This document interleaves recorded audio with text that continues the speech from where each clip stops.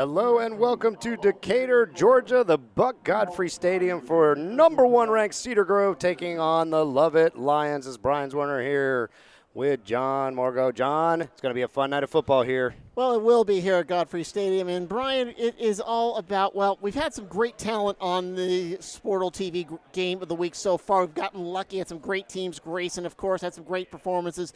But I believe the game tonight's going to trump them all. We've got probably the best commit in the state of Georgia, according to several recruiting services. Of course, that is number 2 for Cedar Grove, Jaden Hazelwood. He's already had a national audience where he has impressed with a interception return for a touchdown. He's been very good, and we are really in a treat seeing him in action tonight.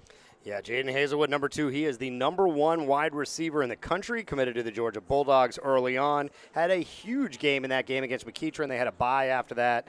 He's got 20 catches for 260 yards and 2 TDs and an amazing pick 6, which we caught on Sportal TV. Had 1,000 yards receiving last year. They got a lot of talent on this Cedar Grove squad. It's been sophomore quarterback Austin Smith, number 4. He's got nearly 300 yards passing, 4 touchdowns, and a late touchdown against Hewitt-Trussville, one of the top teams in Alabama. Exactly. Give those guys a win. Exactly. Again, that was a nationally televised game on ESPN family of networks. Rushing-wise, Cedar Grove has Robert Jones III, known as Pop. He's a senior. He's got 4 touchdowns on the year, averaging about 88 yards a game. Speaking with head coach Jimmy Smith throughout the week, he couldn't believe that Pop Jones does not have an offer as of yet. He thinks one team, whatever college picks him up, will certainly thank him for it, and he's going to be one of the players to be, of course, paying attention to here today in this ball game between the Cedar Grove Saints and the Lovett Lions. Again, with Pop Jones, quote, this is a quote from Coach Smith. They haven't come in yet as he's a 5'11", 190-pound home run hitter with vision, power, strength, and great hands. Picking him up is a no-brainer.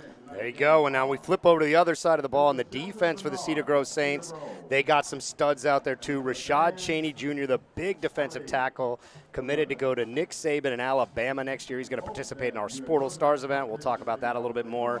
And Isaiah Radcliffe, junior linebacker, one of the top linebackers in the country. He had 161 tackles, John, as a sophomore. Michigan, Southern Cal, Kentucky, Syracuse, Tennessee, UNC, Virginia Tech, and a whole bunch of others have already offered this guy. He is an elite ball hawk. Well, Jenkins already has an interception alongside Hazelwood, and on the defensive end, you did not mention Chris Sanford. He's tied with Jenkins for their leading tackler with 33, so it's going to be Jenkins and Sanford in the middle trying to disrupt what Lovett Lions are doing. And Lovett comes into the ball game 1-3 on the season. Don't let that fool you. They've also played a very tough non-region schedule. Losses to Greater Atlanta Christian, Marist, Mary Persons, 1 victory over Best Academy, and they are led by their their quarterback, Blaine McAllister. Yeah, junior quarterback. Mm-hmm. Yeah, Blaine McAllister over 600 yards passing already, 5 touchdowns.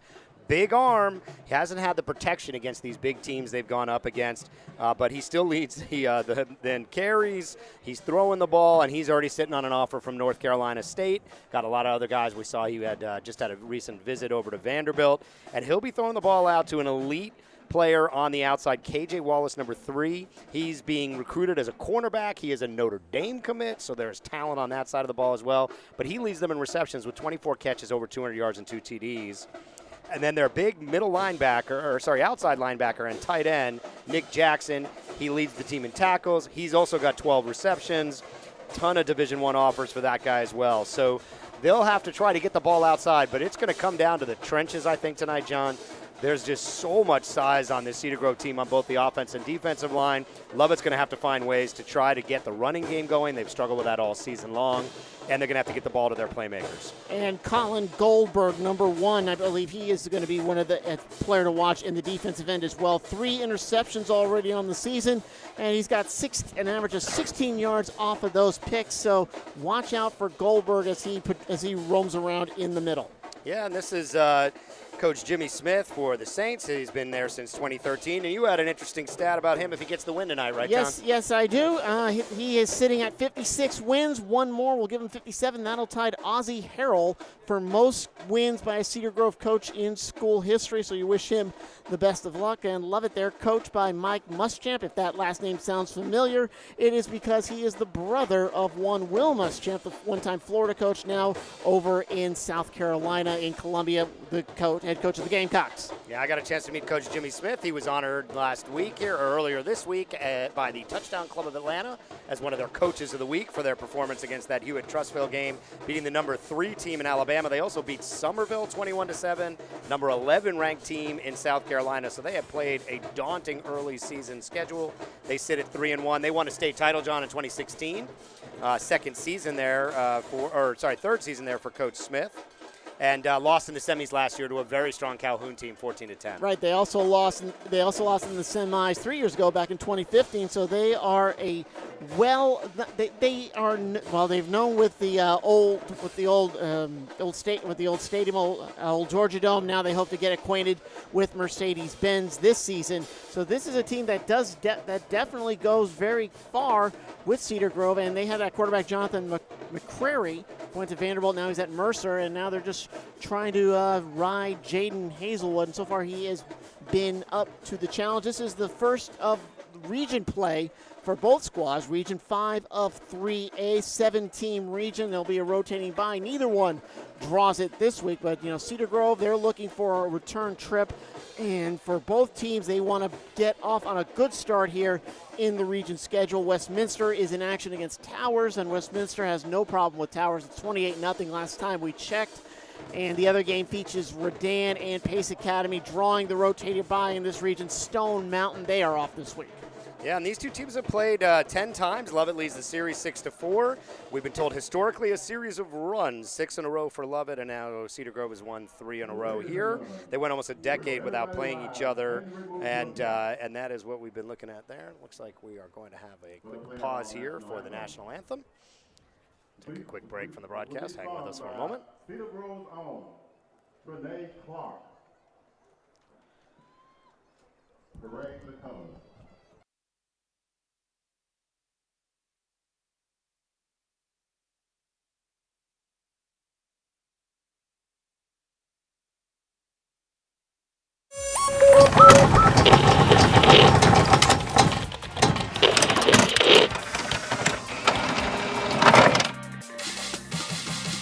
Our number 5 play is brought to you by Rome running back Jeremias Griffin as he squeezes through the hole, bounces off one tackler, bounces off another, drags one into the end zone, stepping out of the tackle. That's 6 for Griffin.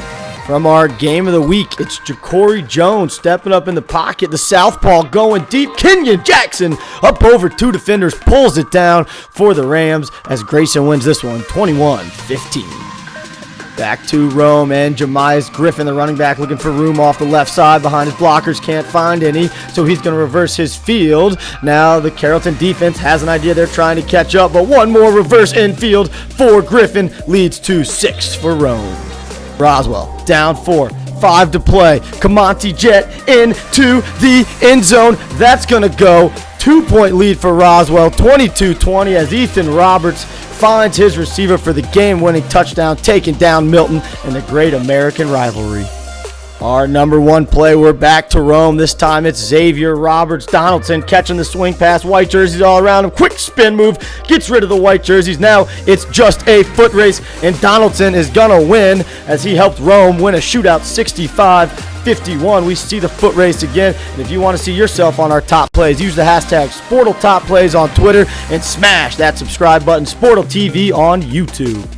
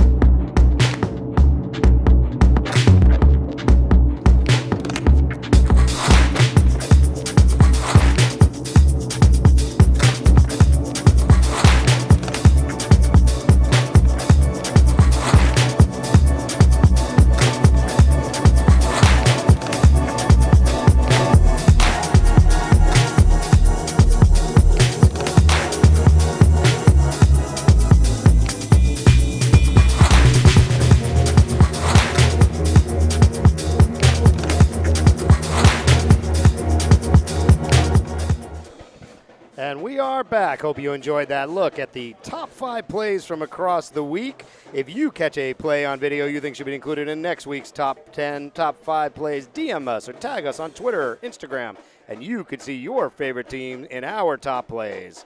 We also showed you our touchdown video. If you've got a great touchdown you catch, don't hesitate to tag us, Sportle Top Plays, at SportleSpace on Twitter. We want to hear from you.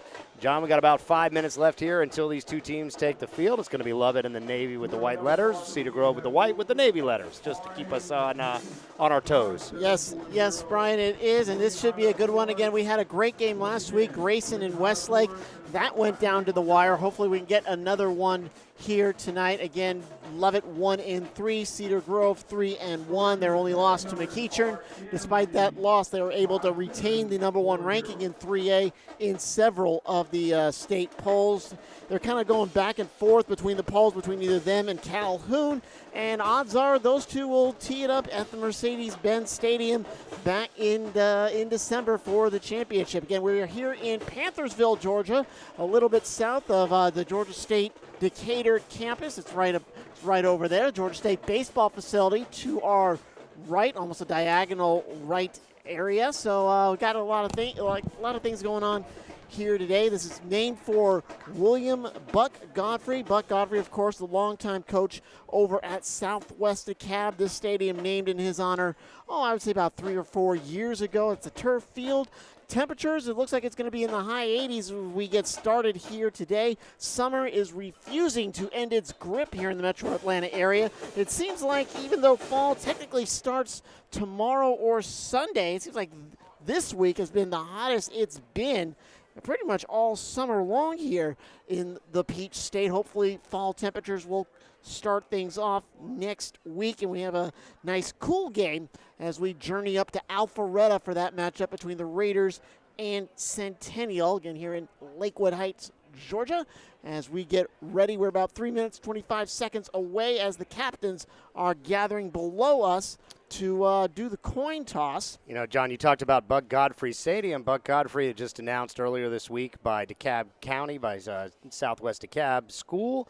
They started a new Hall of Fame, and he will be one of the 4 initial inductees, along with Coach Walton, who's coached their basketball team on the girls' side for a number of years, and the 2 other folks. So we're hoping to have a chance to go out and join Southwest DeKalb. We had them live earlier this season, one of our best games.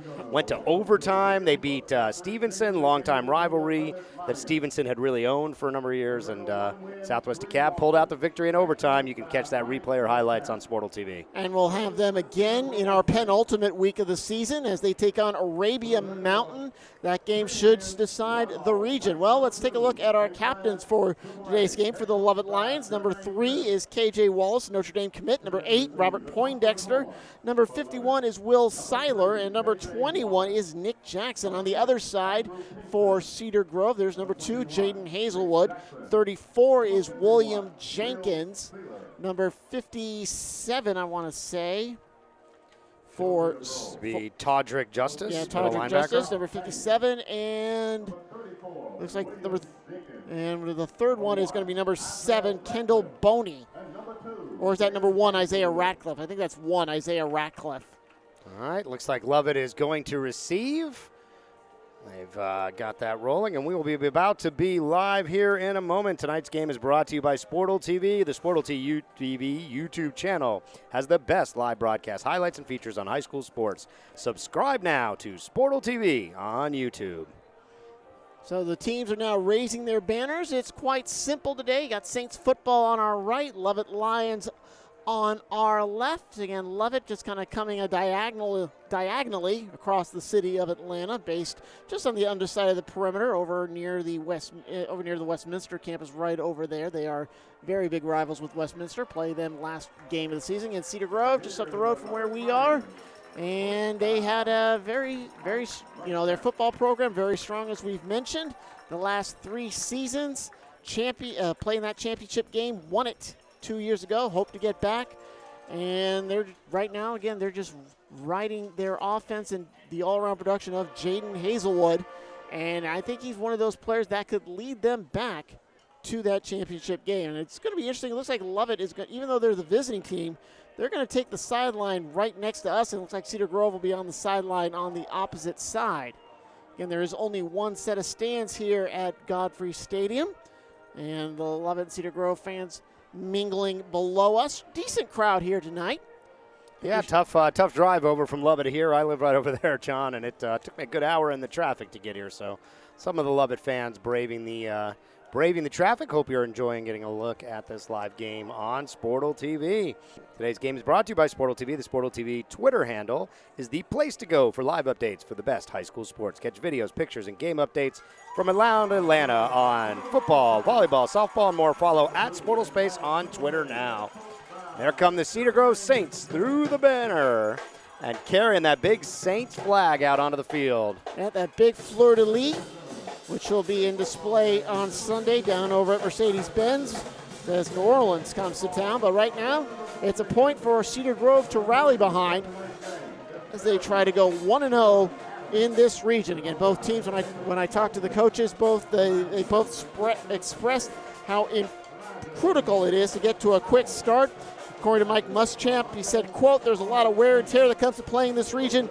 All teams are physical and athletic, so getting a good start is important."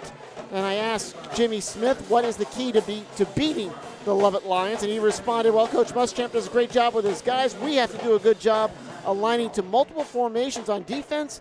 And on offense, we have to make adjustments as we go. So they expect Lovett to throw a lot of different looks at them. And Cedar Grove will just have to adjust to whatever Lovett displays on the field. We are about ready to go. Yeah, coming out of the gate here, John, Lovett is going to have to try to figure out if they can establish some type of a running game. If they go to a pure passing offense, the Cedar Grove defense is going to be able to tee off on them. So Lovett has really struggled running the ball against the larger teams they played early in this season. And let's see how they come out of the gates. Well, we are about ready to go. Lovett's going to kick off from our left to our right. Sorry, Cedar Grove kicking. I'm sorry, Cedar Grove kicking from our left to our right, and it's going to be a short kick. Hits at the 12, then takes a That's a free ball. Free ball. They're going to have to be careful to see who got that. Oh, no, Lovett jumped on it. Yeah. Lovett jumped on that one. That was number 3, KJ Wallace, coming up and saving the day because, my goodness, John, they let that thing bounce. It took a strange bounce. It was supposed to bounce to the guy, bounced away from him, and when that happens, it hits the up back and becomes a live football. It'll be 1st and 10 at the 19. Your officiating crew for today's ball game, you're going to have Theron Adams in the white hat, David Mobley, the umpire, Latricia McKay is the linesman, line judge William Powell, side judges Alonzo Arnold, field judge Daryl Whitfield, and Angela Arnold is working the clock. 1st and 10 for the Lions. They're in the dark blue. That's McAllister in an empty backfield. Now Beery's going to come to his right. And sure enough, it's going to be Beery coming to the near side. And that's Hazelwood coming up. Woo, Hazelwood came up fast from that cornerback position and just took Beery down, no problem. Great opening tackle by Hazelwood. He plays the corner position. Looks like almost lining up more like a safety tonight. And he's a dangerous player back there. He had a pick 6 for about 60 yards, John, against McEachern. If Lovett's going to be throwing the ball in his direction, they got to watch out because that guy's got fantastic ball skills. Loss of 1, 2nd down and 11. 11:27 remaining in the opening quarter, just underway from William Buck Godfrey Stadium here in Panthersville, Lakewood Heights. Once again, McAllister, he's got somebody different to his right. Now Wallace split out, and it's going to be a safety screen to KJ. Stops and goes down at the 16. Yeah, he got taken down real easily again. That was well behind the line, and they're going to be in a 3rd and long. And this is exactly what Lovett has to try to avoid. They're going to get in these 3rd and longs. It's going to allow Rashad Cheney and the linebackers, defensive ends, Torn Seals, to tee off and come after McAllister. They got to watch out, try digging themselves into these kind of holes. That was Alvin Williams on the tackle. Brings up 3rd down and about 12. 2 plays, and they've gone the wrong direction. Ball now on the far hash as Lovett going right to left across your monitor here in the 1st quarter. Wallace is going to line out on that near hash. You got 2 receivers in the slot. McAllister is going to put some man in motion. That's Beery. And he's going to throw to Beery. No, pocket collapses, and he's on the move, and he gets a sandwich hit. Flag came flying in there, though. They may have hit him. They may have got a face mask or something in there. It was kind of like at the end of the play. Well, that was Dante Walker, number 12, on one end of the sandwich. Let's see what the referees have to say here. Yeah, face mask, exactly what I thought. I saw 3 guys kind of dragging him to the ground, and that's going to bail him out of a big hole, John. They're going to get a 1st down out of this, I think. Yep. Personal foul, yep. Oh, no, only 5 yards. It was the incidental variety, so only a 5 yards. But they're going to replay the down, it looks like. Well, they're going to get that. Well, we got a final in that Westminster Towers game. Wildcats 35, Towers 14. 200th victory for Jerry Romberg, a nice milestone for Westminster. My children go there, so hats off to Coach Romberg and the staff at Westminster. Congratulations to him. It'll be third down and about 5. John, I didn't like that play at all. They spread the field. McAllister was in trouble right from the snap. He tried to scramble up the middle, but there's just way too much pursuit there. They're going to have to figure out how to get the ball onto the edges somehow. Again, he's in the gun. Fakes the handoff. Here it Oh, comes. no. Tackled. They came flying in. They overloaded the left side of the offensive line. There was just absolutely no chance for McAllister there. He had 2 guys coming on the blitz. They only were able to pick up 1, and he got planted. Montre Montfort, number 9, and that's going to be a loss of about 8. Yeah, John, they've got to stay out of these long down and distance situations. If they're gonna have a chance to move the ball against this very talented Cedar Grove Saints defense, they're gonna have to win on first down. And going backwards 2 plays in the first 2 plays there is just not gonna get the job done. 4th down and about 18. It's a punt. We'll see our first look at Hazelwood. And they're going to try to punt to him, but here comes the coverage. Ball gets him at the 45. He got out of the initial wave, comes to the 50, turns on the Jets in the midfield 40. There's Beery who drags him down to 34. Ooh, that was just a little bit of a look, John, at the athleticism and the electric speed from Jaden Hazelwood. Man, he almost broke that one. It was kind of a broken punt play. It just sort of was bouncing around. Hazelwood just said, you know what, I'm going to take this and see if I can beat the defense. And he nearly squirted through there. Almost did. 8:59 remaining in the first quarter. No score, but Cedar Grove's got the ball with excellent field position. It was going to be a short punt anyway, and coming out is Austin Smith, their quarterback, listed at second string on the depth chart, but he has been getting most of the looks in the season. He's 30 out of 43 with 1 interception and 4 touchdowns. And it'll be a draw on first down. A lot of room to the far side. Pop Jones with a nice run out there. It looks like he's going to be just short of the first down.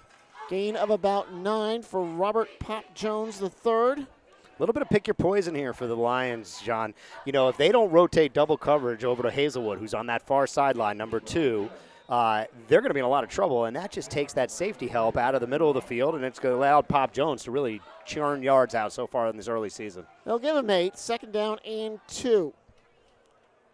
Calling for it, they're going to dial Jones's number again, gets through the middle, gets that first down, and we got a loss of helmet here.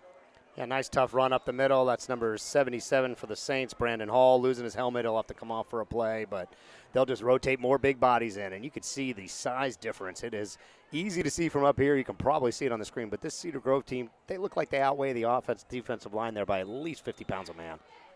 Yeah, the athleticism for Cedar Grove definitely on display. 1st and 10 at the 23. Ball in the middle of the field.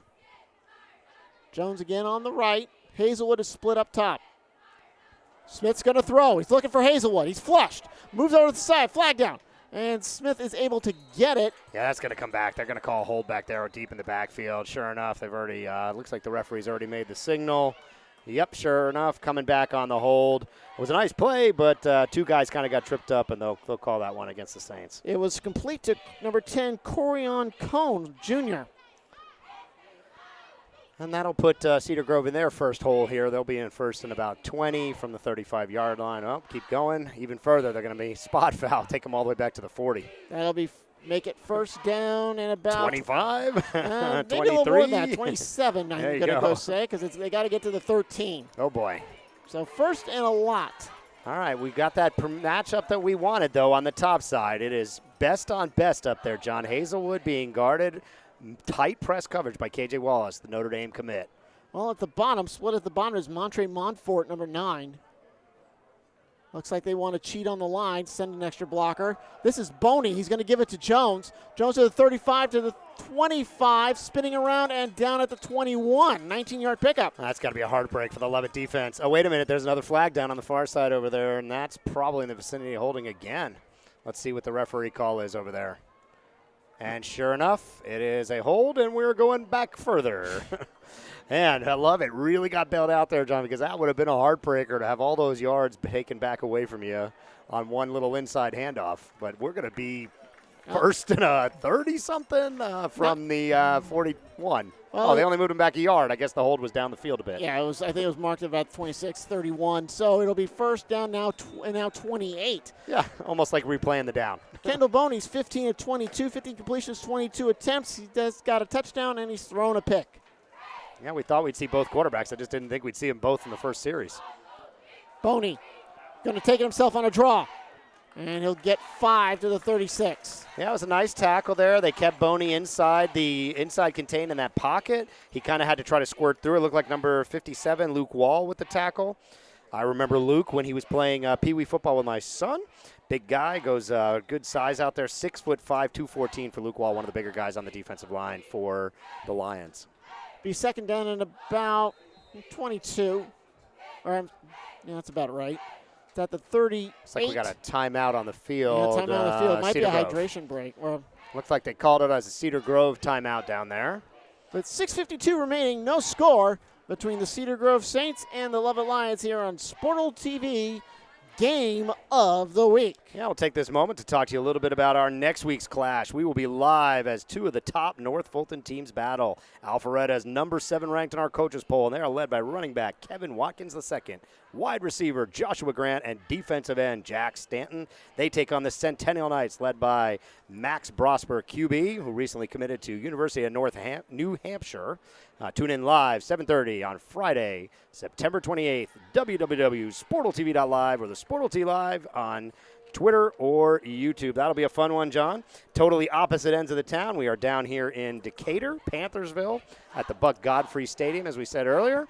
And we will be up in North Fulton next week. So we like to bounce around the city of Atlanta and bring you the best games here on Sportal TV. Well, that is the beautiful thing about our Game of the Week package. We see all sorts of different teams, all sorts of different venues. After the 5-yard pickup, it'll be second down and about 23. And officials will call the play dead at 24. There's a delay of game or a motion penalty, and they'll get backed up 5 more yards. Well, Cedar Grove is making it tough on themselves in this drive, John. They started off with beautiful field position, and all they've done is go backwards since then. Well, one penalty put them at the 40, one put them at the 41. Now they're at the 42. All right. So it's second down and about 29. There we go. You got Boney in the backfield. He's going to throw. Looking to the far sideline. Looking for Hazelwood. And Hazelwood comes up with the catch. What a catch. It's going to be pass interference, but they're going to wave that one off because Hazelwood just went up and grabbed it away from KJ Wallace. What a great play. That's the matchup we were waiting for. You got the UGA commit, number 1 receiver in the country, going against one of the top defensive backs here in Metro Atlanta, and KJ Wallace. Victory so far goes to Hazelwood. What a great play. That is a pickup of 34 yards and enough for a first down. It is first and goal at the 9. Now they got some room. They can make some decisions here and try to go back to the running game, which was effective before the holding penalties started moving them backwards. Let's see if they go back to Pop Jones. Well, Boney's still in. And now I think Cedar Grove wants to call another timeout. That one goes to Lovett. Lovett, I'm sorry. Well, Shavon Wright, I think, is in the backfield next to Boney, number 5. That's what it looks like from here. 6:37 on the clock, and Lovett will take a timeout there first of the half here on the Sportal TV Game of the Week. Yeah, we are excited to have 680 The Fan and Sports X as our sports radio partner for this football season. They broadcast a great high school football game each week. Next Friday at 7:30 p.m., their team and ours, John, will both be at number 7 ranked Alpharetta High as they host Centennial High. You can listen live to this game on Sports X on your radio, 106.3 FM or 12:30 a.m. on the Sports X and 680 The Fan mobile apps. And you can watch live or replay on www.sportaltv.live. Well, it'll be great talking to their crew, Carl Worrell, Doug Conkle, Brandon Joseph. I've known the 3 of them for a long time. I want to congratulate Carl. He just got engaged to actually someone I went to elementary school with, if you want to get it for an ironic twist of fate. We are in the building with those guys on a daily basis. Our office is in the same building with 680 The Fan there, so we see them all the time. Maybe we should see if we could switch for them for a quarter, like the Red Sox and the Yankees announcer did for the 4th inning and one of the last time those 2 teams met. Well, we got that first and goal. It is Shavon Wright, number 5. Next to Boney on the right, and they're going to give it to Wright. right, coming to the near side, and he tried to cut in and gets to the 4 is where it's going to be marked. That was nice pursuit by the Lovett defense. You know, they kind of strung that play out. They kept him from getting the corner. There was a big offensive lineman out there, number 77, Brandon Hall. He goes 6'3", 325, John, bigger than both of us put together, I think. And he wasn't able to get his hands on the defensive end. Sanders Black, number 58, with the tackle for Lovett. And there's another flag thrown right in. And another procedure penalty as we get close to halfway in the first quarter. And again, this one will be against Cedar Grove. 4 penalties against the Saints here in the opening moments of this one. Yeah, it's been a sloppy game so far. Hearing from our man downstairs that Torn Seals, defensive end, one of the biggest guys on this team, on the defensive side, out with some overexhaustion, says he's going to be back in the game, but he's been dealing with that early on. Here we go. On the play. Boney rolling. Boney's rolling to the top. Here comes Sanders, and what he knocks him tackle. down. Great defensive pursuit. Boney, I think, thought he had the corner there, John, but he came flying in. You said it was Sanders with the tackle? Sanders what a play. Black, number 58. He's a senior, 5'11", 216. Back to the 10-yard line, 3rd and goal from the 10. Yeah, this Cedar Grove team, they go forward, they go backward, but so far they are down at the 10. This is a big play here on 3rd down for the Lovett defense. 3rd and 10, ball in the far hash. Now they got Pop Jones back in, and Jones moves behind Boney and a step to his right. Hazelwood again split at the top. They'll give it to Jones. Jones cannot shed, just got a jersey tackle. And he goes down about the 5. Yeah. Yep. Looked like, I want to say, Cole Pizowitz, number 20, with that jersey tackle. So this is going to be an interesting play. You got 4th down and 5 from the 5. See if they go for the points. The 3 points or the 6. Looks like they're going to go for the 6. Boney, he's got Jones. He's to the left.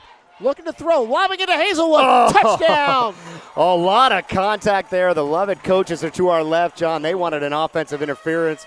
Hazelwood just too big, too strong, and he just fights off the DB and gets the touchdown. Yeah, he did. I mean, they wanted to get Hazelwood for the push-off going against Wallace. Wallace wanted the push-off, but the officials are not going to oblige, and you can tell he was going to go to Hazelwood all the time on that play. Just eyes locked up there. Yeah, and KJ Wallace was in the right position. He had a chance to make the play, but Hazelwood just kind of blocked him out like going for a rebound in basketball and just over-muscled him.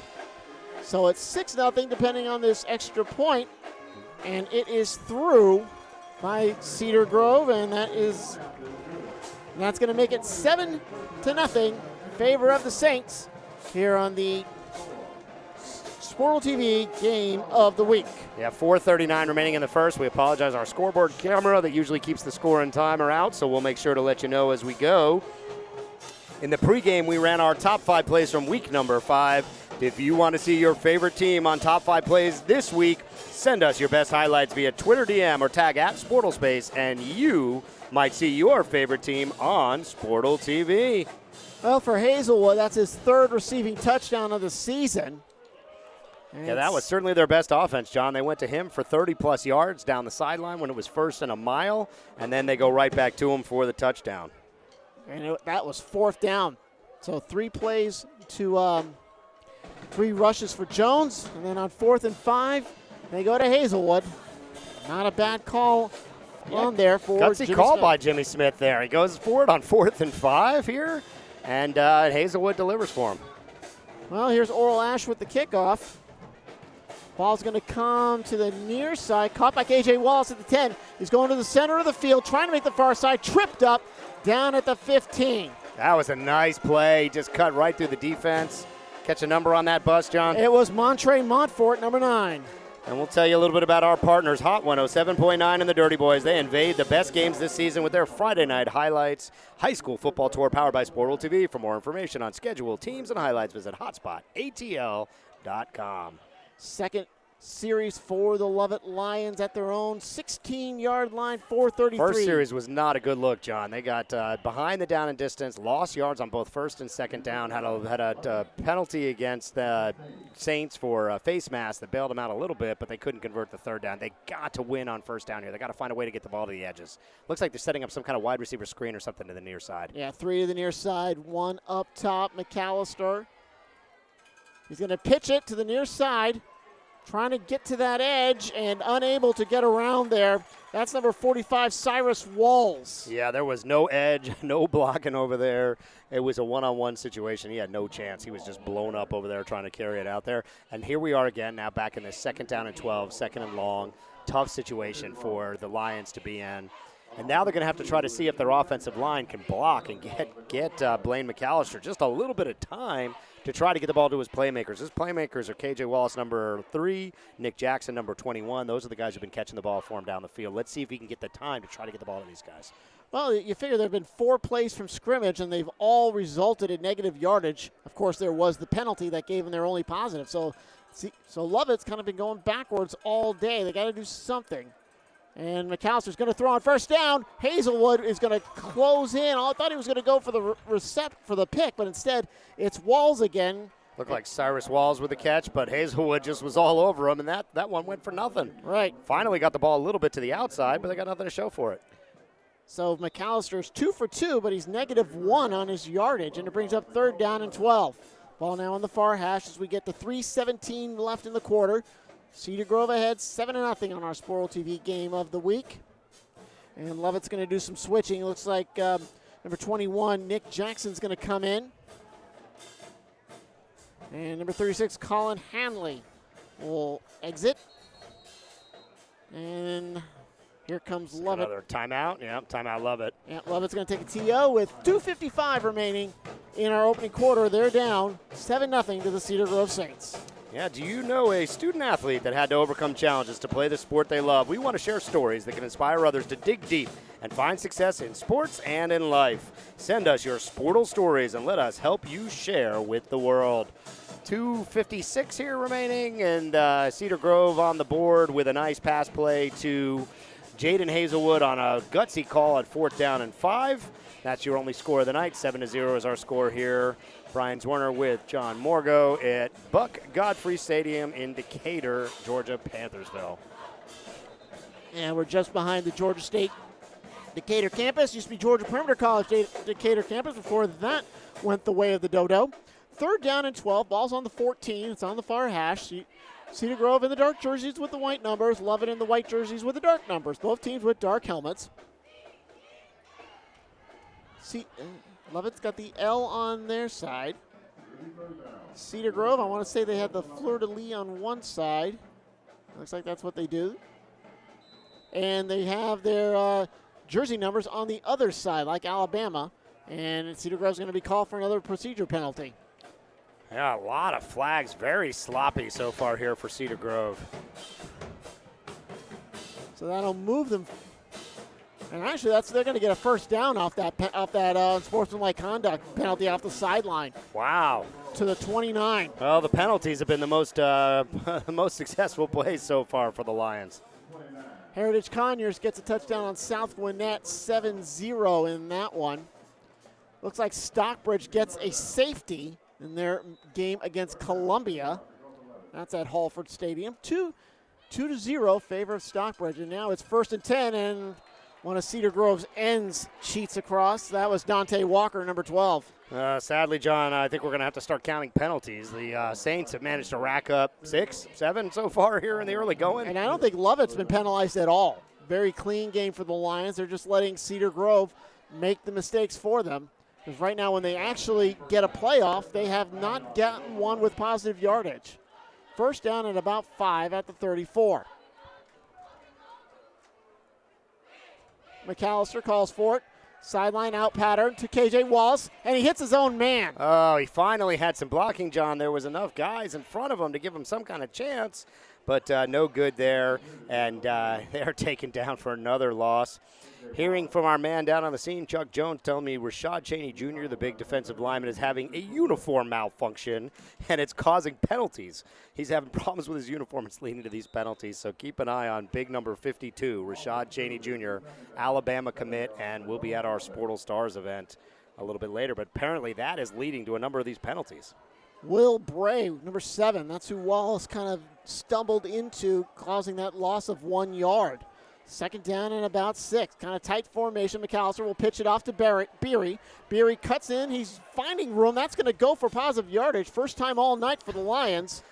Yeah, it's tough when we just have to celebrate a positive play there for the Lions. They went about 1 yard, set up about 3rd and 5. Hey, but at least, John, if they get an offsides penalty against the Saints again, it'll get them a first down here. Exactly. That's probably what they're hoping for here on this 3rd and 5. 1:48 and counting left in the quarter. Cedar Grove ahead 7-0 on the Lovett Lions. Lovett's got a first down off of the penalties, off of those unsportsmanlike conduct penalty to start this exchange. Yeah, they're going to have to try to find some way to get some blocking here for McAllister. McAllister, when he's tried to throw the ball, has been under a lot of pressure. He's thrown the ball just kind of into the flat. Cedar Grove, too much speed, too much pursuit. 3rd down. KJ Wallace in motion. It's going to be Beery going north-south, and he's going to get the first down to the 41. Yeah, he took a lick for his trouble at the end of that play, but he will get the first rushing first down or passing first down, sort of one that they earned on the ground or the air there, and that'll move the chains. Let's see if they can use that. They went with a heavy package. They had 2 tight ends in there, kind of packed it in and just sort of beat their man on man. Barry did the work. It's to the 41, gain of 7 as we hit the minute mark left in the quarter. 7-0 favor of Cedar Grove. Lovett finally getting some good news on offense. Let's see if they can keep it up for this exchange. McAllister all alone in an empty backfield. He's got 3 to the near side, 1 up top. McAllister calls for the football. Here it comes. Rolls to the near side, throws a bullet. It's Bray, and Bray drops the football. Ooh, he's lucky in the NFL with replay, John. That might have been 1 catch and 2 steps and a fumble. It looked like he kind of had a hold of that and made almost what they would call nowadays a football move, but they're going to call that an incomplete pass. That was a nice play. They rolled McAllister to this near side here to his left. He had plenty of time. The defense wasn't able to get through that wall of blockers, and Bray just wasn't able to come up with the catch. And it was Montre Montfort again. He almost picked up that fumble. It would have been interesting because when he got the ball, his foot was out of bounds. So it would be interesting to see whether or not they would have called it. Hapeville's got a 63-0 lead over McNair. Oh, boy. That game's almost over. Archer 7, Buford 3. That's in the first. 2nd down and 10. We're at 38.4 seconds. But another man, switching at the line. And it'll be a handoff right up the middle. 5 yards for Barry. Close to the 45. I'll give him about 3. Yeah, about 3 on the pickup for. Yeah, call it 3rd and about 7, and I think Lovett's got to be happy with the way this drive is starting to materialize. They're getting some positive yards. They're staying out of these 3rd and a mile, and at least he'll set up a 3rd and about 7 here. Clock running down to the end of the quarter, about 15 seconds left in the quarter. Lovett does not have to run another play if they don't want to. Tonight, for the first time in a while, we can actually see the play clock and the game clock at the same time. All right, so it looks like that will do it for the first quarter. Cedar Grove and Jaden Hazelwood putting on a show. 2 catches for Hazelwood for 39 yards and a touchdown. It's 7-0 Cedar Grove. We'll have the second quarter in a moment here on Sportal TV Game of the Week. Yeah, today's game is brought to you by Sportal TV. The Sportal TV YouTube channel has the best live broadcast highlights and features on high school sports. Subscribe now to Sportal TV on YouTube. And have you seen Sportal News on our website? We have the latest news on fall sports across Atlanta. Our reporters are at football games and also volleyball, softball almost every night. Subscribe to our newsletter to get the top stories right to your inbox each week. You can see that on the Sportal News site of the website. John, seeing some scores coming in from around. Let's see if we can pick up some stuff from around Atlanta. We're at the end of the first quarter here. 7-0 is our score. Let's see if we can pop some scores for the viewers. Looks like Wesleyan up 10-0. About 10 minutes left in the quarter. Pope football up 13-7 at the end of nearing the end of the first. Heritage Conyers up 7-0 over South Gwinnett, nearing the end of the first quarter there. Excuse me. Trying to see what else we can find out here for you. Well, we have a score from that Norcross Central Gwinnett game, and we looked that up. 17-6 favor the Blue Devils. Let's see what else we got here. Woodland up 7-0, nearing the end of the first quarter there. That's about most of what I see here at this point, and we will be about to be back. Lovett will come back onto the field here. 3rd down and 7 from about the listed at the 44-yard line. And they will start going left to right now across your screen. Yep. Lovett in the navy with the white numbers, and Cedar Grove in the white with the navy numbers. So kind of offsetting, makes it very easy to pick up. Here on a very humid night, here on the last full day of summer. Oh, it's every bit of summer here tonight, John. Yep, seems like I think this is the hottest it's been all year. Here's Hazelwood. I'm sorry, that's Wallace in motion. McAllister gets to us. We hit the 8 o'clock hour in the Atlanta area. Barry will get buried. Yeah, Barry was buried there. He got nowhere. He barely got to the line of scrimmage. And it's going to bring up 4th down after Beery gets maybe a yard. You know, one of the more productive drives so far for the Lions. At least they moved the chains a few times. They did it in the traditional way. At least they can build off of this a little bit. The Cedar Grove is just too big up front. It's really creating all kinds of problems for Lovett now on the field. Punt opportunity for the Lions. Hazelwood back to receive this one. He's got another receiver back there with him. See if they're trying to set something up. Almost got blocked on the kick by Sanders Black. Yeah, that went way out of bounds at like the 45-yard line. It looks like they're going to mark it, 43-yard line. That punt didn't do him much good. No, it did not. 11:15 left until intermission. 7-0, and Cedar Grove will get another crack at things.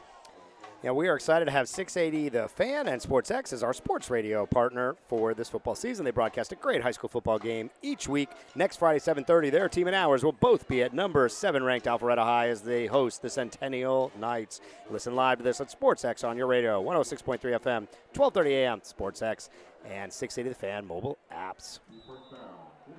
So after the punt, Cedar Grove gets it at their own 45. Ball on the near hash. And it's going to be a direct snap to Boney. Boney around to the 50, to the 45, to the 40. A lot of pursuit, gets it to the 36. Nice run by Boney. He just kind of picked his way there. He had a little bit of blocking on the defensive end that gave him that outside lane, and he just kind of slowly picked his way through it and managed to pick up over 20 yards on that one. A really nice run by Boney. 19-yard pickup brings it to the 36. And Cedar Grove's on the move. Boney's got Pop Jones. Nobody up top. There is no one on the receiver up top. He is standing there by himself. The Lovett safeties are trying to get there. They just realized it for the Saints. And I think that was Hazelwood. Yeah, there was no one with him. They're lucky that didn't go a lot longer. The Lovett safety saw it about the same time I did, John. He started screaming and pointing over there, but they didn't have time to really get there, and looks like it'll be a first down. I'm sorry, that was Montfort, number 9, all alone. And it'll go for about 9 yards to the 27. Yeah, it looks like they picked up the flag, or the flag was against Lovett. I think Lovett was substituting into that. Nope, it's going to go against Cedar Grove. They're backing him up. Another penalty against Cedar Grove. Penalties, God, have been killing them. I figured that's their 8th penalty so far here unofficially. Cedar Grove, they had a great opportunity. Lovett had a total miscommunication. They left nobody on the far side receiver. And instead of a first down, they're going to back it up. It'll be 1st and 15 with 10:47 remaining. Ball now at the 41. Boney will call for it, empty backfield. He's got a lot of time. Now he's flushed.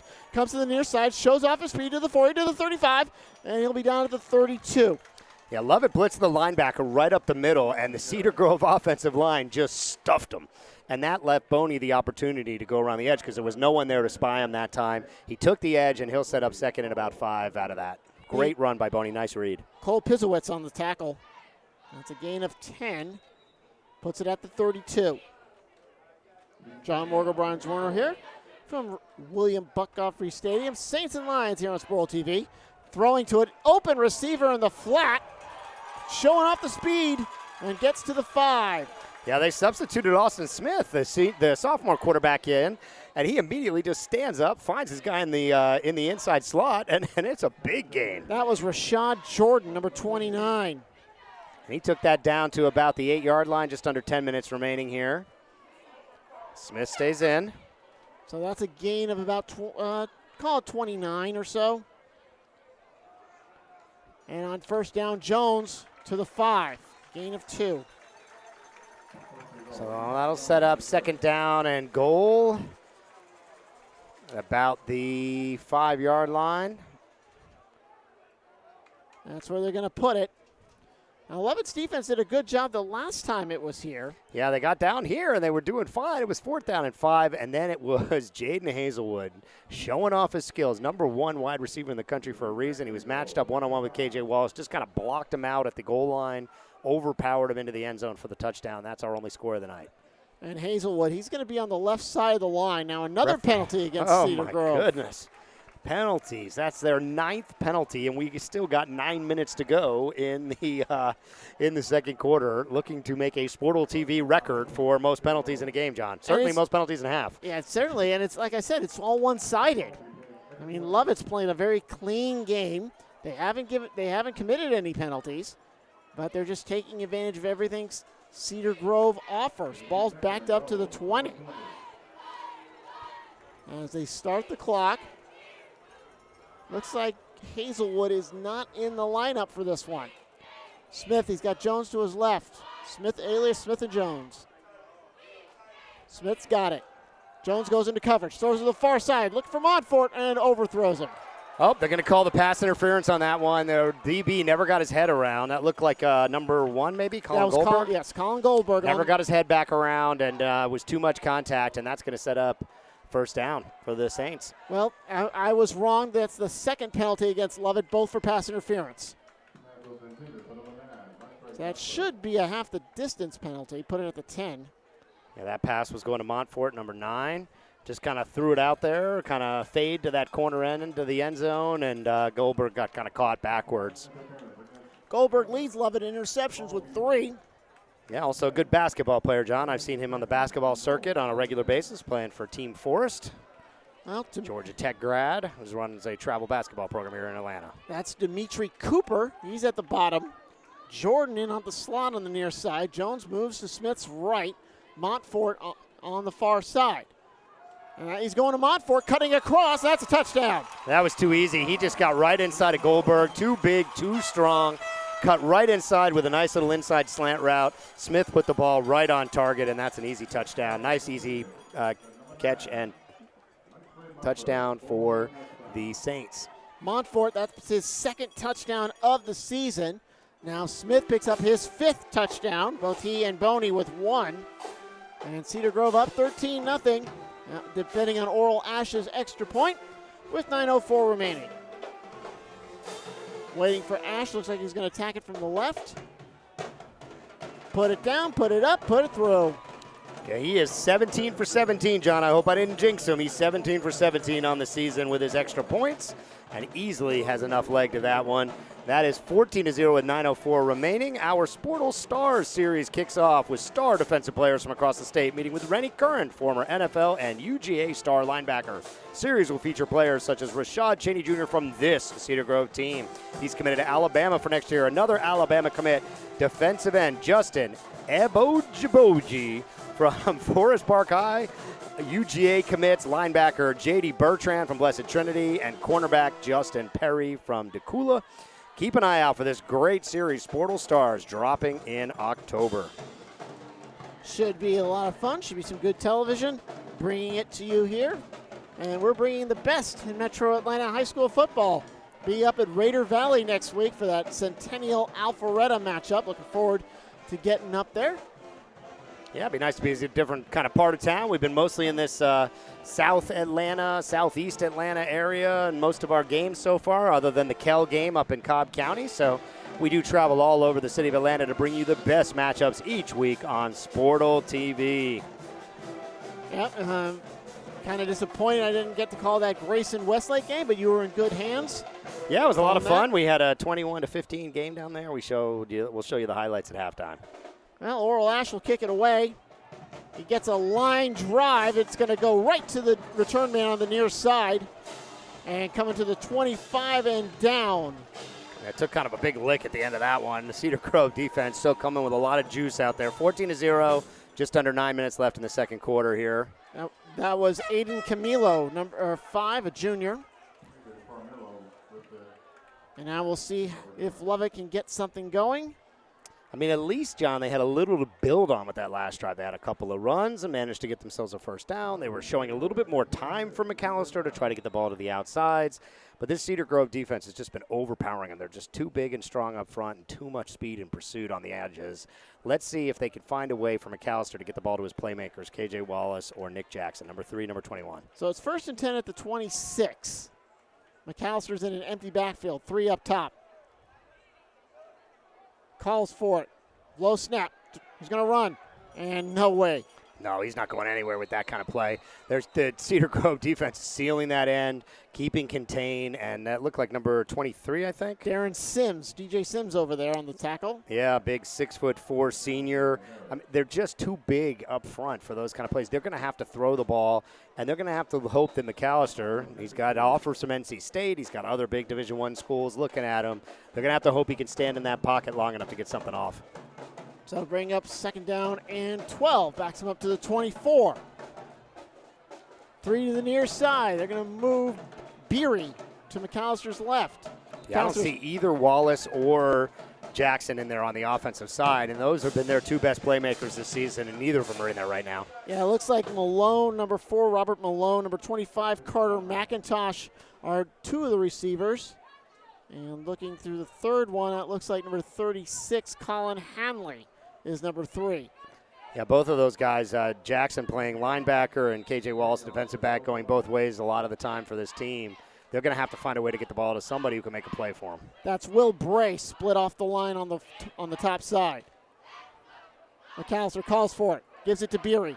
Beery will get to maybe to where we started from at the 26. And that's going to set up another one of these 3rd and longs. We saw this on the first couple drives. They've got to stay out of these types of positions. They're just not capable of running the ball against the Cedar Grove team right now. They're going to have to try to throw it and take their chances. So we're tied. Well, 3rd down and 10 as Beery and McAllister offset on their rushes. 3rd down and 10. 7:32 and counting until intermission. Cedar Grove in control, 14-0. Lions have not been able to solve this front 4. McAllister in another empty backfield. Low snap. Rolling to the top side. Here comes the rush. And down he goes. Yeah, you said it. It was front 4 that time. They didn't even bring any blitz pressure. Just overpowered the offensive line. And looks like there's someone from Cedar Grove down on the play, maybe number 16. That's number 18, Torn Seals. Torn Seals. Yeah, we had heard from our man down on the sideline, Chuck Jones, that Torn Seals was dealing with some exhaustion issues down there. He was really depleted. It's a very, very hot and humid night here tonight. Probably some type of cramping issues or hydration issues. It is a really hot night here, about 90 degrees and every bit of humidity out here. And that was Dante Walker on the sack, number 12. He's got 2 sacks coming in. That was easily his 3rd. It'll backs Lovett up to the 18, so that's a loss of almost 8. And we have 7:12 remaining while they attend to Seals. Yeah, Hot 107.9 and the Dirty Boys invade the best games this season with their Friday Night Highlights High School Football Tour powered by Sportal TV. For more information on schedule, teams, highlights, visit hotspotatl.com. They are out on the out by the concession area. If you're watching us live tonight, take a walk over, meet the DJs, check out the guys. They got some giveaways and some fun stuff down there. Looks like Seals is up. He's going to be assisted off to the sideline. Big defensive end for them. Torn Seals saw him in basketball. We did a Cedar Grove versus Pace basketball game last year. He goes 6'6", 245, offers from Maryland, ECU, UAB. Good, strong, power forward center on the basketball court when we did the game with Cedar Grove and Pace last year. And looks like he is hobbling off. I think he's going to be all right, but we had heard he was dealing with some hydration issues earlier in the game.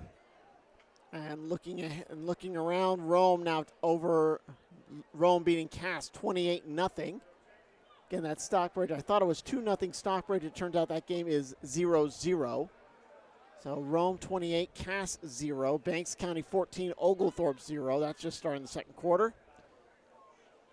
14-0 here. Favor of Cedar Groves. We're doing the 4th down, and they're going to punt. Sanders Black backing up is Hazelwood, but does not outkick the coverage. Colin Goldberg will down it right at midfield with 7:04 remaining. Yeah, Cedar Grove's going to go back here on offense, and this is just what Lovett doesn't want to see. They're going to set up at about the 50-yard line.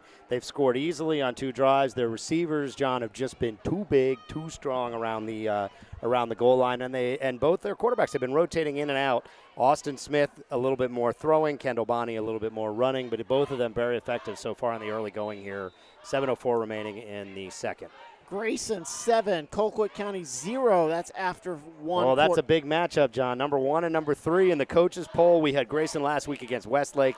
Grayson Rams pulled out a nice 21-15 victory. We're going to show you the highlights of that game at halftime. So stick with us at halftime. Catch the highlights from that great Grayson victory over Westlake as they take on number 1 in the state, Colquitt.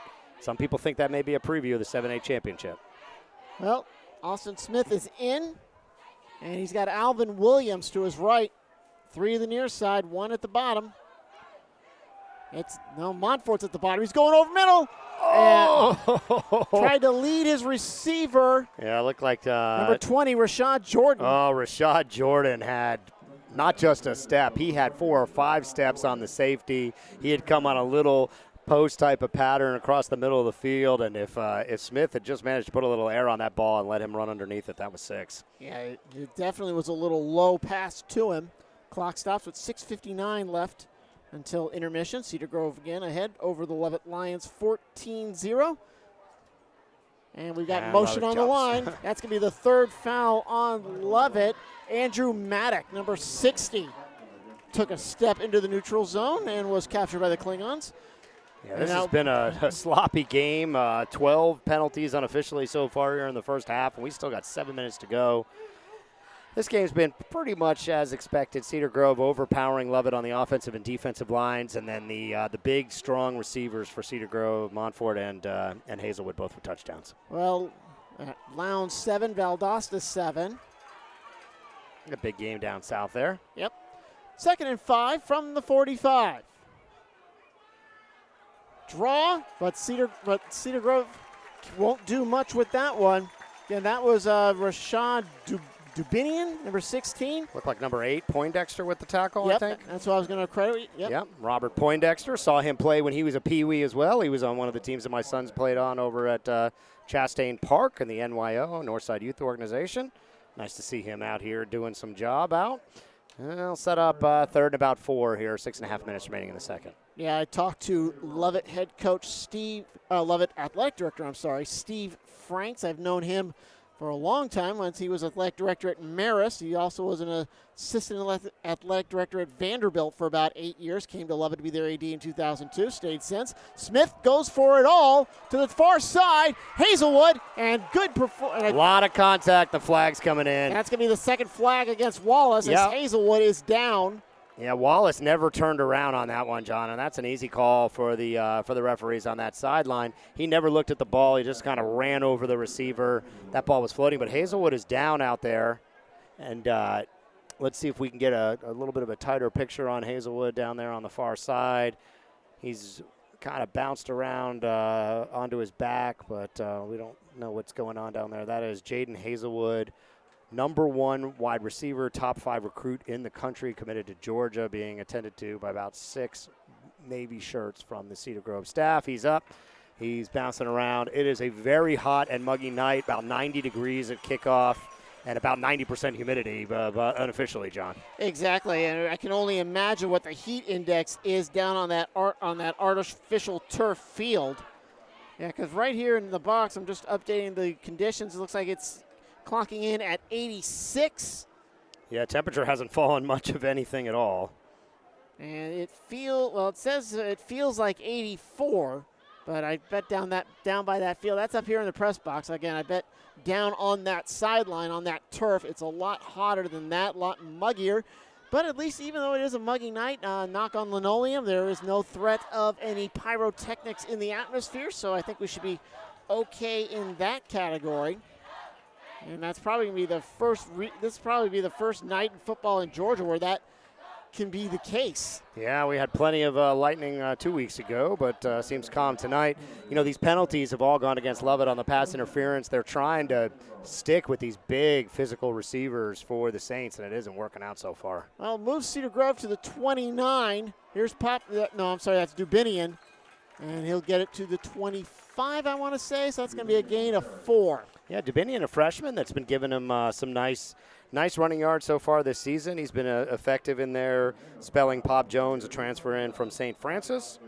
And he's had, coming into the night, almost 200 yards and 2 touchdowns early in the season. Yeah, averaging 51 yards a game, 7.6 a carry.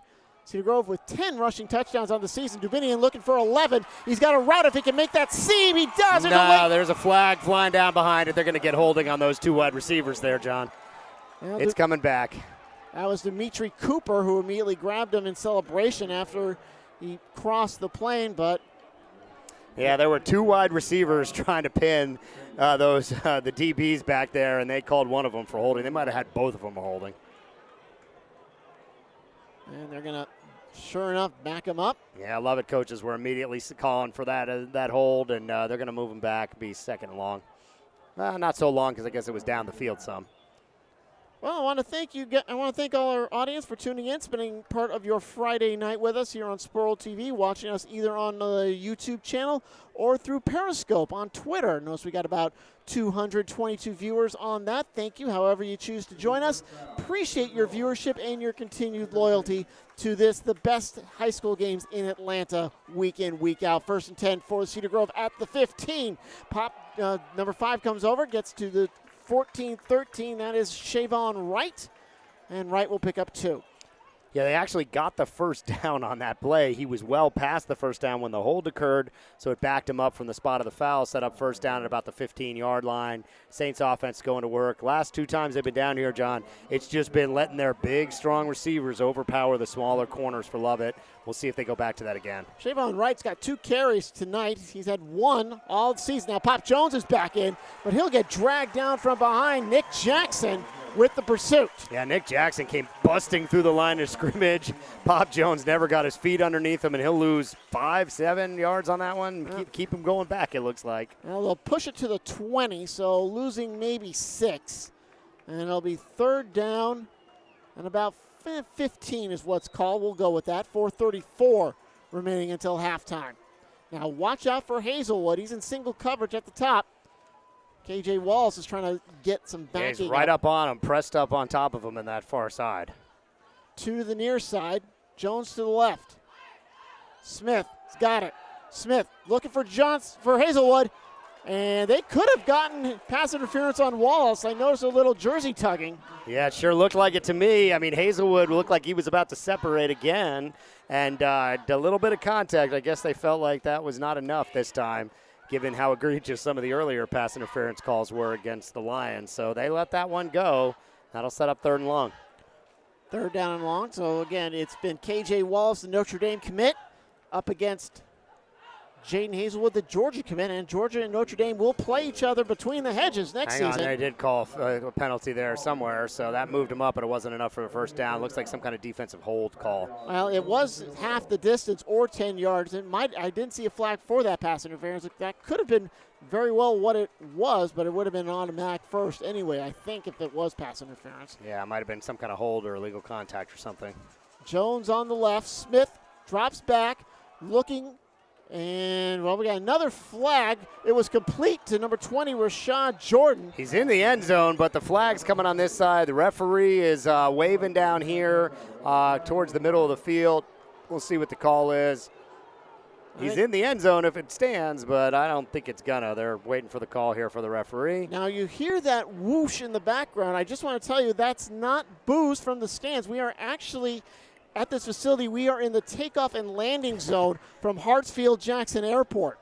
And this is the one facility, if it was daytime, you could see the planes, and you're so close you can actually make out the airline that's coming back and forth. So that is that whoosh you hear. Well, you're seeing that whoosh and you're hearing the planes, but we're seeing it on the field too, because this Cedar Grove team is going to the air pretty much every time they want, and that penalty is going to go against them. It's going to set up 3rd and 10 here from about the 15, 16-yard line. That is the 10th penalty unofficially against the Saints so far this half.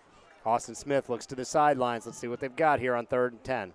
Again, Pop Jones. Watch out for Hazelwood. He's split single coverage at the top. You got 3 receivers at the near side. Montfort is split out near the sideline at the bottom. He's looking for Hazelwood. That's where he's going. Curl route, and KJ Wallace could not reel it in as Hazelwood fell down. Hazelwood's having a conversation with the referees. He's saying he didn't fall down, John. He's saying he was pushed down. KJ Wallace was standing there by himself. The ball sort of drilled him in the chest, and he wasn't able to come up with it. If he had come up with that one, it would have been a race to see if he could have gotten upfield before the offensive players could have gotten to him. That was a break they desperately needed for the Lions. That's going to bring out Oral Ash to try to put through the field goal to make it 17-0. Let's see if he's got this kind of leg. It'll be about a 33-yarder. His extra points have looked plenty long, so we'll see if he's got this one here. Just under 4 minutes remaining. On the far hash, right-footed kicker, so he's going to have to do a draw. Do a golf term. That's put it good. down, put it up, put it through. Yeah, nice kick there by Ash. He had plenty of leg on that one, and that one sails through the uprights. 17-0 is your score. Just under 4 minutes remaining here in the second. Yep, 3:54 on the clock. Cedar Grove puts 3 more through, 17-0. Yeah, Saints. Today's game brought to you by Sportle TV. Sportle TV YouTube channel has the best live broadcasts, highlights, and features on high school sports. Subscribe now to Sportle TV on YouTube. Well, coming into the game, Ash was 2 of 3 in his field goal attempts, and they both from 35 yards. So that one about a 33-yarder, just in his wheelhouse. And Cedar Grove up 17-0. They were looking at Hazelwood pretty much monopolizing him. And KJ Wallace kind of held his own, but he looks like he used a little tricks there in that exchange. Well, Jefferson 35, East Jackson 0. That's in the second. Maris gets a touchdown on White County, 14-6. They close in on halftime. And looks like the one of the bands is getting ready to take the field. I think it's the Lovett band. Here's the kick from Oral Ash. He's going to put it up top for KJ Wallace, who gets it at the 15. Wallace hesitates. Now he's looking for some room at the 20. Brought down from behind the 25. They're going to get a flag thrown in. That looked like a face mask. Yep, and we've got 3 minutes and change left here in the half. Lovett will start with some nice field position, and we'll see what they can do with it here. At the half, Dawson County 15, Lumpkin 3. Stick with us at the half. We'll have some great highlight videos, and we'll have some guests in the booth joining us here on the broadcast. So make sure you stick with us here for this halftime show. Georgia High School football, they go 20 minutes plus 3 minutes of extra time for warm-ups. But we got plenty of content. You don't want to run the refrigerator, John. You don't want to run to the restroom or nothing. You want to stay with us at halftime. Well, the foul was against Lovett, so I thought it was a face mask. Apparently not. So Lovett gets it backed up to the 16-yard line. Just what they don't need. And McAllister in an empty backfield. 3 to the near side, 2 up top. Yeah, they're coming. They're cheating up the blitz. 6 guys coming hard. McAllister's drilled. Yeah, right as he threw the ball. Oh, boy. John, I saw the blitz. I don't know how they didn't see it, but it was 6-on-5 there. That was a mismatch. Lovett went into a spread formation. There were not enough people to block the 2 blitzers through those A-gaps, and he was blown up. He's lucky he got that ball away. Kitchen sink blitz right there, where they throw everything but the kitchen sink. They might have thrown the kitchen sink at him, too. They blew him up through those A-gaps. There was just no way for Lovett to block everyone. Well, he got 4 on the line. I think they're going to hold off here. Still an empty backfield, but they do rush a linebacker. McAllister comes to the near side, lost it up top, looking for an incomplete. Yeah, that's going to be a pass interference call. It's going to go against the Saints. Yeah, looking for number 10, Lance Beck. I believe that was Montfort who's going to draw the penalty. Yeah, there was a lot of contact down there. I'm not surprised that flag came flying in. Montfort got kind of tangled up with Beck, and that's going to move him down the field.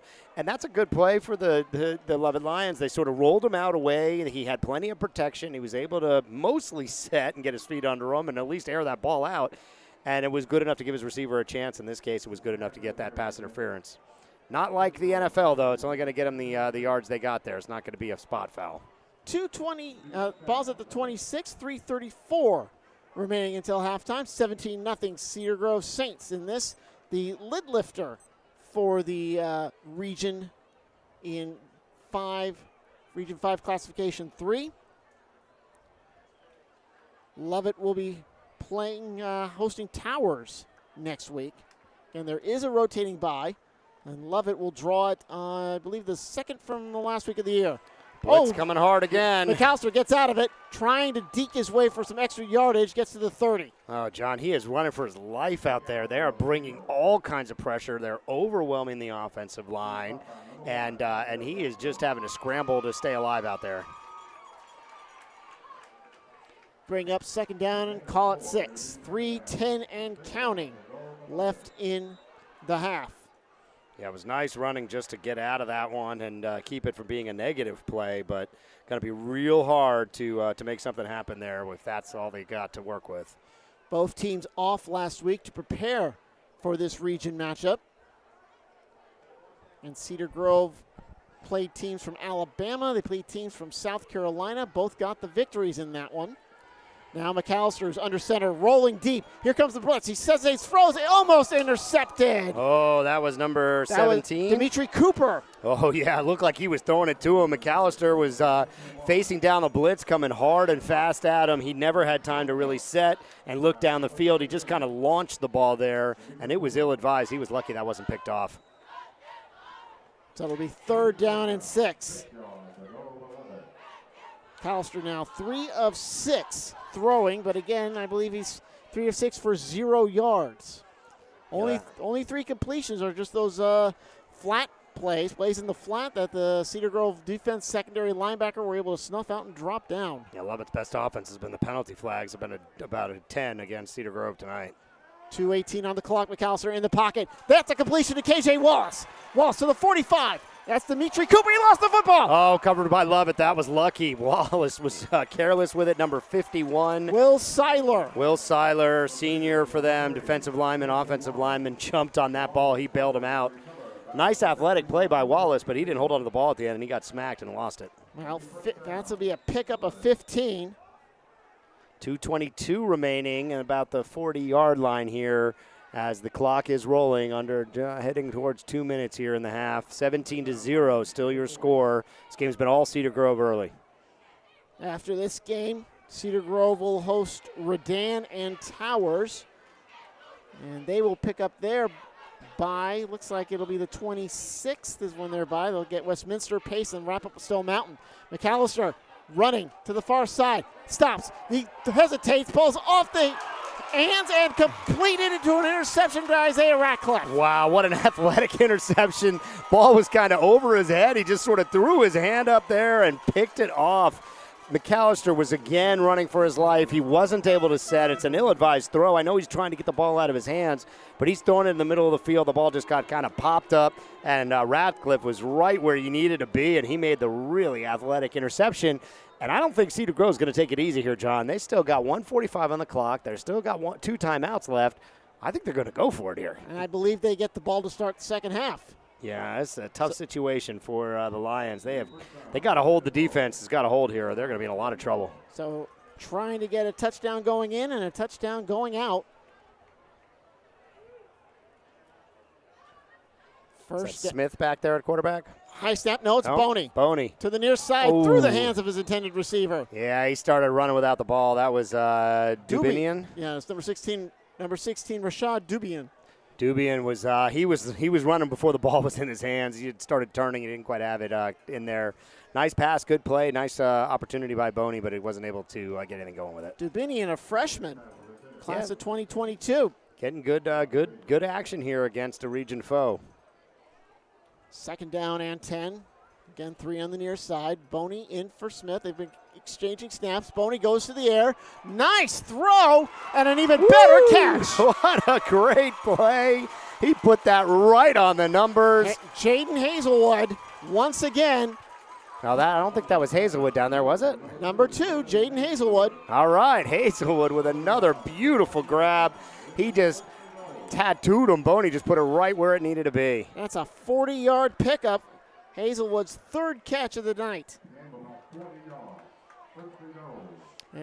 And you were right, Brian. They want the jugular here. Yeah, they've been using their big receivers around the goal line. Let's see if they do that again. Boney will leave it for Smith. Smith cuts up, and he won't get anything. Clock still running, 1:20. Plenty of time for Cedar Grove here to punch one more in. Let's see if they go back to the air. That's what they've liked. They've liked these little kind of pick plays or plays where they just sort of put their receivers in one-on-one coverage and let them go get it. Let's see if they go back to Hazelwood. They did that in the first possession. They went to Montfort, another big receiver. He's listed as 6'1", 200 pounds.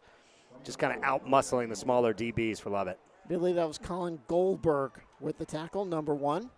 We're under a minute, 55 and counting. Second down and goal from the 5.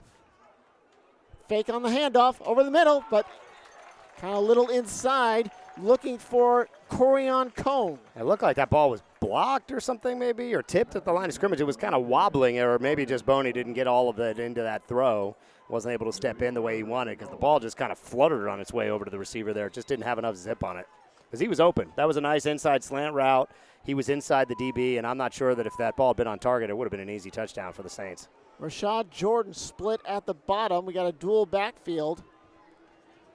Shavon Wright is behind him, and it's going to be Shavon Wright to the far side. He's got a lane. He's in for a score. Oh, that was too easy. Just too easy for the Saints. He walked into the end zone. He didn't even have to work hard on that one. And that's the first touchdown for Shavon Wright all year.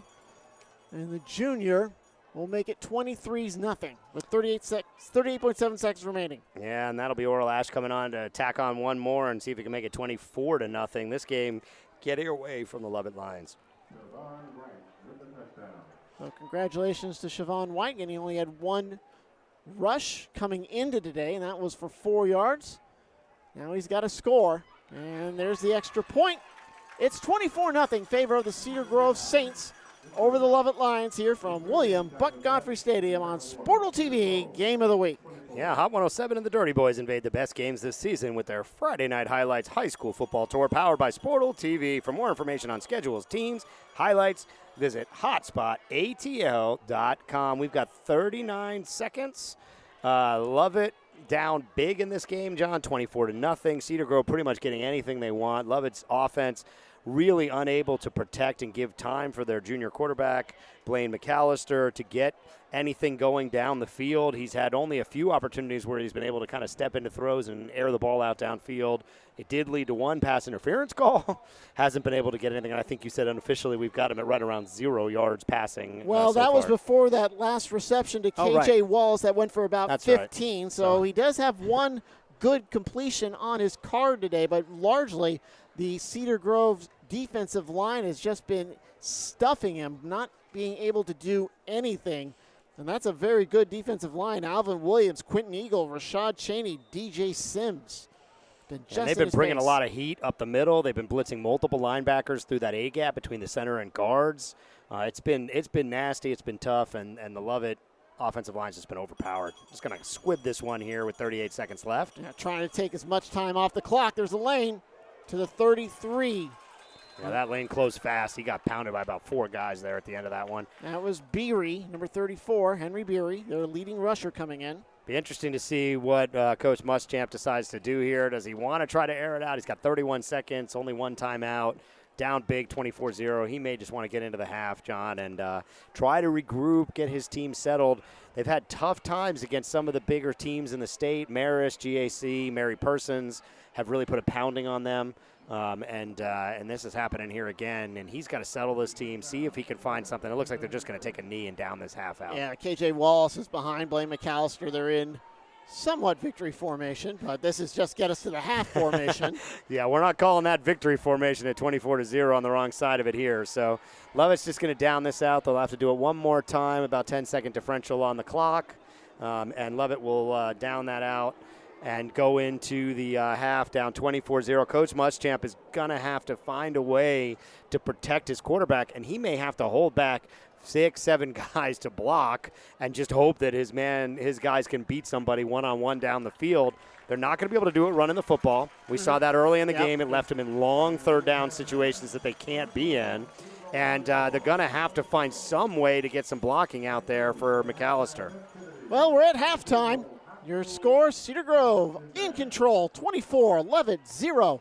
It's time for our halftime celebration and halftime festivities. Lovett Band is about ready to take the field, but we're going to talk to the Cedar Grove administrator.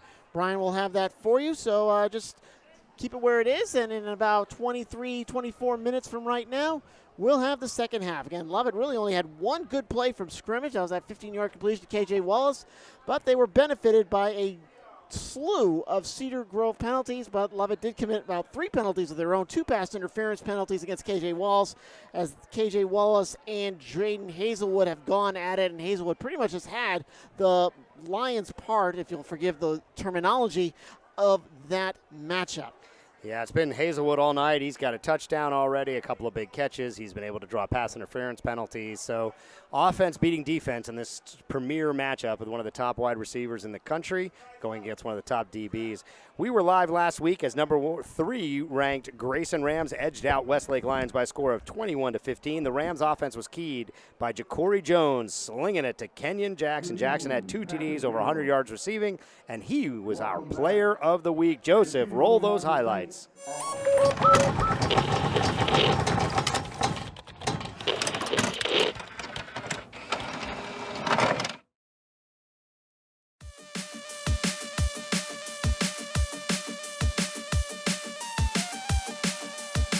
Receiver and at least get something positive to work from. Oh no, it's over his head. And now they've got a real problem. 9:36 to go in the first quarter. Here's again Papo, and he is in, standing up. Easy. Nobody could bring him down.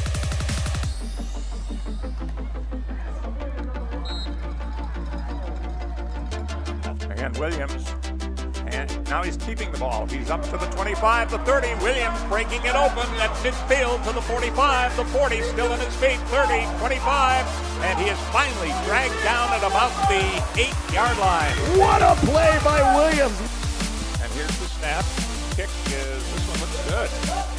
It is up and through. 2 deep for Grayson, and the kick is high. It is taken at about the 1-yard line.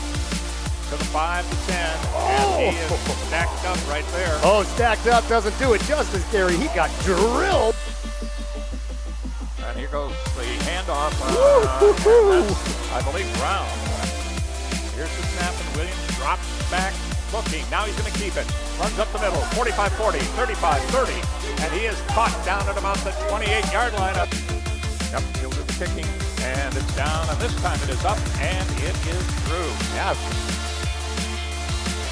Take to Halyard, throwing on the right side. Oh, there's Keon Jackson. That was the matchup we've been looking for the whole time. Wide open in the slot, and that is a touchdown. Wow.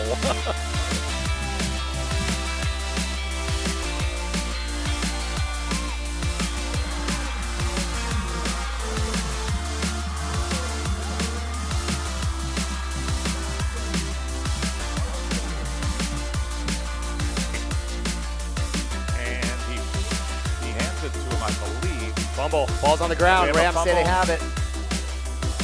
Let's see. Yep, they're bouncing around like they got it. I think they're going to go to the air, but let's see. Yep, dropping back.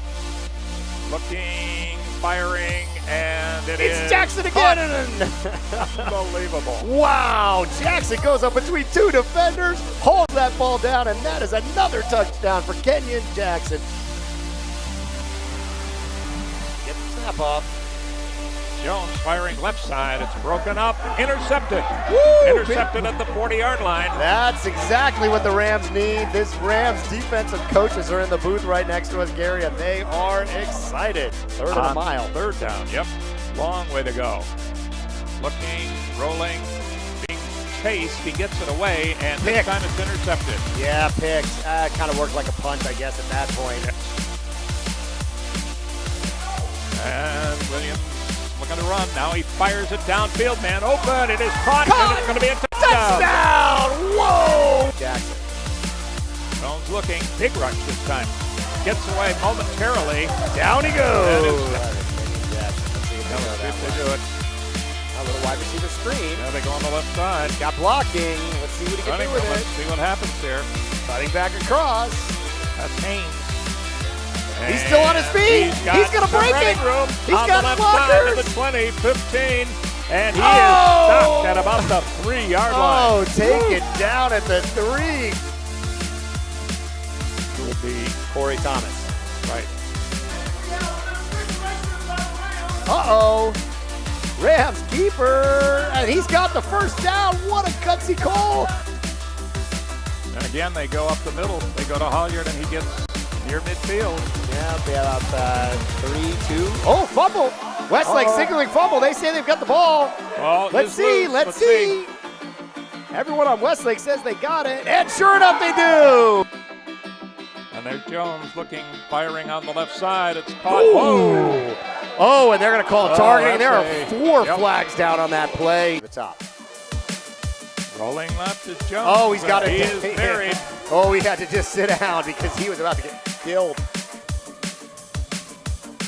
Dropping back, Williams firing, long, man open, caught, and out of bounds, down at about the 32-yard line. Westlake's way. They got to get a score here. Going up Williams top. firing long. Got and him. It is caught. Great catch. Down to the 5. He's still on his feet. And he's going to keep it. Williams not getting very far. And there may be a loose ball down there. Let's wait and see. Oh, no. Westlake's acting like they might have lost it. Yep, Wait a looks minute. like- Let's see. Where do the referees say? Grayson says they have it, and so do the referees. It's Grayson ball. Ball down, the kick It's good. up, and it's good. Okay. Here we go. We got a 1-score game with 1:06 remaining. And they get it off just in time. Now it looks He's like a throwing. He's reverse. throwing. He's Oh, gonna throw no, it. he's not. Wait. Now he's going to try to run with it. He's got blockers. He's got blocking. blockers. He's got a He's to the blockers. outside, the 50, crowd's the up. 45. Oh. And out of bounds at about the What a 38-yard line. But play. there's here we go. Here's the snap. Pitch out, left side. And I don't know. I think he got it. Yeah, I think he got it. He gets over the 30 to about the 31-yard line. Westlake coaches say he's short over here. Grayson's. Well, let's see where the knee touched. Oh, they're calling it 4th down. One stop for Grayson for the win. Let's see. Here we go. Looking, fire. No, he's not He going is to get going away. down. Buried. That's it. Yeah, that's going to do it. Yep. Jalen Williams was just covered up over there.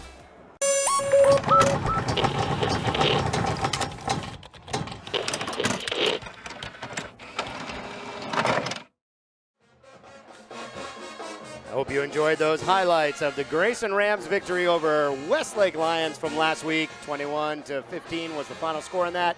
You can catch the full replay on the Sportal TV YouTube channel. We are blessed to be joined here in the booth by Karen Stansel.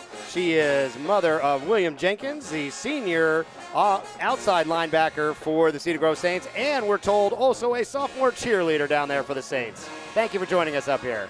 No problem. And we've seen a lot here. You were telling me a little bit about your son, and he's got a number of colleges taking a look at him. You guys are going to be going up on an official visit here shortly. Is that right? Yes, actually, he's going to fly out tomorrow to Marshall University in West Virginia. So he is excited about that. Should be a great visit up there. And I know that you said that he's visited unofficially with a number of colleges. He's one of many Saints defensive players that are getting a lot of looks in the Division I level. Been a lot of fun. You said it's been a big journey here from Pee Wee ball all the way through. Has he known a lot of these kids, played with some of these guys, watched them all? You've watched them all grow up, I'm guessing? Absolutely. All the way from Gresham Park, right around the corner. It's a lot of the kids on the team, his teammates that he has played with ever since they started at Gresham Park at age 6. And it's so funny that you said that, because I know when I took him to the field that day, he didn't want to play football. He cried. Now look at him. Yeah, now he's all grown up. They list him at 6'1", 210. Are you going to say that's about the right size, or you got to... That's pretty accurate right there. You got to be buying a lot of groceries to keep a high school boy at 210 pounds. Oh, man, that is understatement right there, but he can put it down. Fantastic. And how about the cheer squad here for the Saints? They got a big squad out there. They were given a little bit of a role at halftime, I think. Right, and I have a daughter out there, Carrington Jenkins, and she is on the varsity squad. She made it on her freshman year, so she's there cheering for her brother. Very nice. Congratulations for that. You said she also did some of the competitive travel type of cheer, so it sounds like you've had that. And you'll have 2 more years of Saints football after your son goes off to play at the collegiate level. Yes, I will still be supporting the Saints. The Saints supporter forever. Now, I know you met our Chuck Jones, our sideline reporter and do everything sales guy down there. You guys used to work together at McNair Middle School, where you're one of the assistant principals, right? Yes, he was a fantastic worker. I wish he was still with us. We apologize for taking him away to Sportal TV, but he is a valued member of our team now after he left your team. We always like to ask administrators when they're up here to tell us a little bit about their school and tell us a little bit about what makes McNair Middle special. It's in that DeKalb school systems with Cedar Grove. Tell everybody what makes this school a little bit different or special? Well, McNair is a little different simply because we target and focus on inner city kids, at-risk kids. And so in order to work at McNair, you have to be dedicated to making sure that these kids rise above their circumstances and be successful. And that's what we're doing at McNair. We're giving them the resources that they need in order to be successful, because sometimes the home life that they have is not suitable to what their potential could be. So at McNair, what we're doing is making sure our kids have the needs to be successful. Well, we really appreciate what you're doing for the children in the community, and I know that they've got a great program here at Cedar Grove. You must like it. You've got 2 kids in the system with Cedar Grove. That is true, and actually I used to work at Cedar Grove Middle, so I am very much true to the Saints. 100% DeKalb County all the way. Now, we got to ask you, it's 24-0. Cedar Grove's been in control. Your son, number 34, Jenkins, has been making plays. The Cedar Grove defense has just bottled up quarterback Lane McAllister for Lovett. What do you think is going to happen in the second half? Oh, the defense coming in strong. So I don't think Lovett is going to score at all. So we're going to come out with, I'm going to say, 38-0. There we go. Ms. Stansel predicting the shutout will continue deep into the second half. Thank you very much for joining us up here in the booth on Sportal TV. No problem. Thank you for having us. Go Saints! Thank you very much. Now, we are proud to have Anthony Flynn, the CEO of the 100 Black Men of Atlanta, on our advisory board here at Sportal. The 100 is doing fantastic work with African-American youth in Metro Atlanta. Take a look at this video and learn more about the impact they are having. I'm often asked why mentorship is so important. To keep it 100, I understand how important it is to bridge the gap. What's the gap? Okay, imagine a football field. And on that field, the end zone represents success and opportunity. Now, imagine a few young people all standing at the 50-yard line. Everybody has the same fair distance to opportunity and success, right? Okay, what if we ask each student who owns a computer to step forward? Or we ask each student whose parent has a college degree to step forward. Anyone have an internship? Access to a tutor? You see a difference? You see the gap? Everybody doesn't get the same start. Let me tell you about our program. Beginning in middle school, our program takes those students at the back of the line and provides them with the tools and mentorship to move closer to the front. Let's continue to close that gap. Let's continue to invest in our future, and let's continue to keep it 100.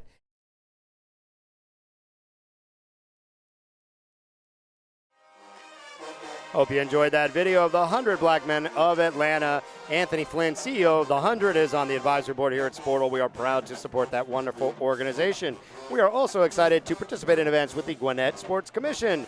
The Gwinnett Sports Commission's mission is to foster economic development through coordinating and developing Gwinnett's role as a leading site for sports events involving youth, collegiate, amateur, and professional organizations. Check out this great video highlighting their work in the community. Success lives here. Here in Gwinnett County, it's more than just a saying. It's the truth.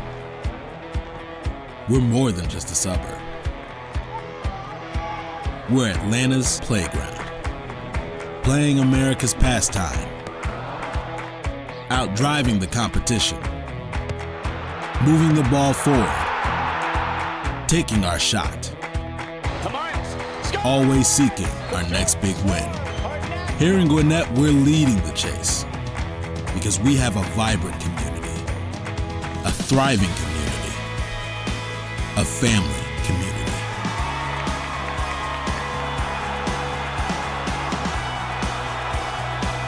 What a game! Welcome to Gwinnett.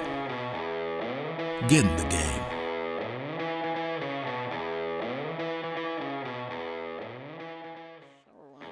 Sportal TV is excited to be working with the GHSA and Mizuno to bring you the best highlights from girls volleyball and softball each week.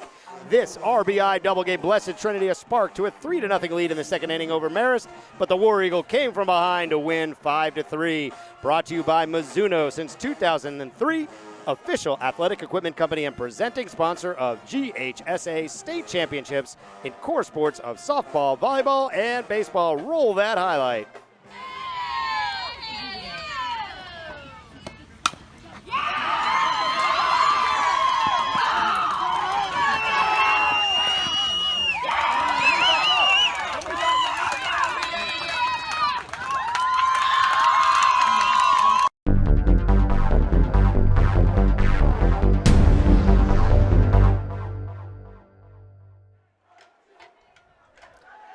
And we are back, about 5 minutes officially on the clock. But, John, as you and I both know, they'll tack another 3 on. So about 8 minutes to go here before we get back to live action.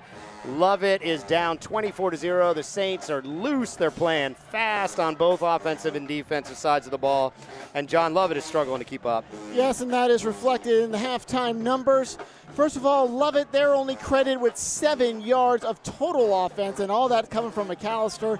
His numbers, four completions and 8 attempts for 7 yards and an interception. They have no rushing yards, nothing positive. Cedar Grove, 179 total yards of offense, 114 through the air, 65 on the ground. Penalties, Brian, you were curious about this. Lovett, 6 for 54. Cedar Grove, 11 for 87. Yeah, Lovett, assistant coaches down there talking to our man on the scene, Chuck Jones. He says the Lovett assistants are saying urging the team to take advantage of all these penalties they forced and just do a better job executing on offense. It's the offensive line for Lovett is just getting overpowered. Cedar Grove is bringing blitzes from the edge. They're bringing blitzes up the middle. It's blitzes everywhere, and Lovett is not able to hold their man long enough to get McAllister a chance to kind of step into these throws. He's running for his life. Exactly, and that's why they have 0 in the rushing department. Again, only really one play that did anything. That was that 15-yard reception to K.J. Wallace. K.J. Wallace matched up against Jaden Hazelwood. So far, it is Hazelwood who's gotten the better of that one. Hazelwood with 3 receptions for about 89, 90 yards and a touchdown, and he's had a couple of defensive pass interference penalties called against Wallace.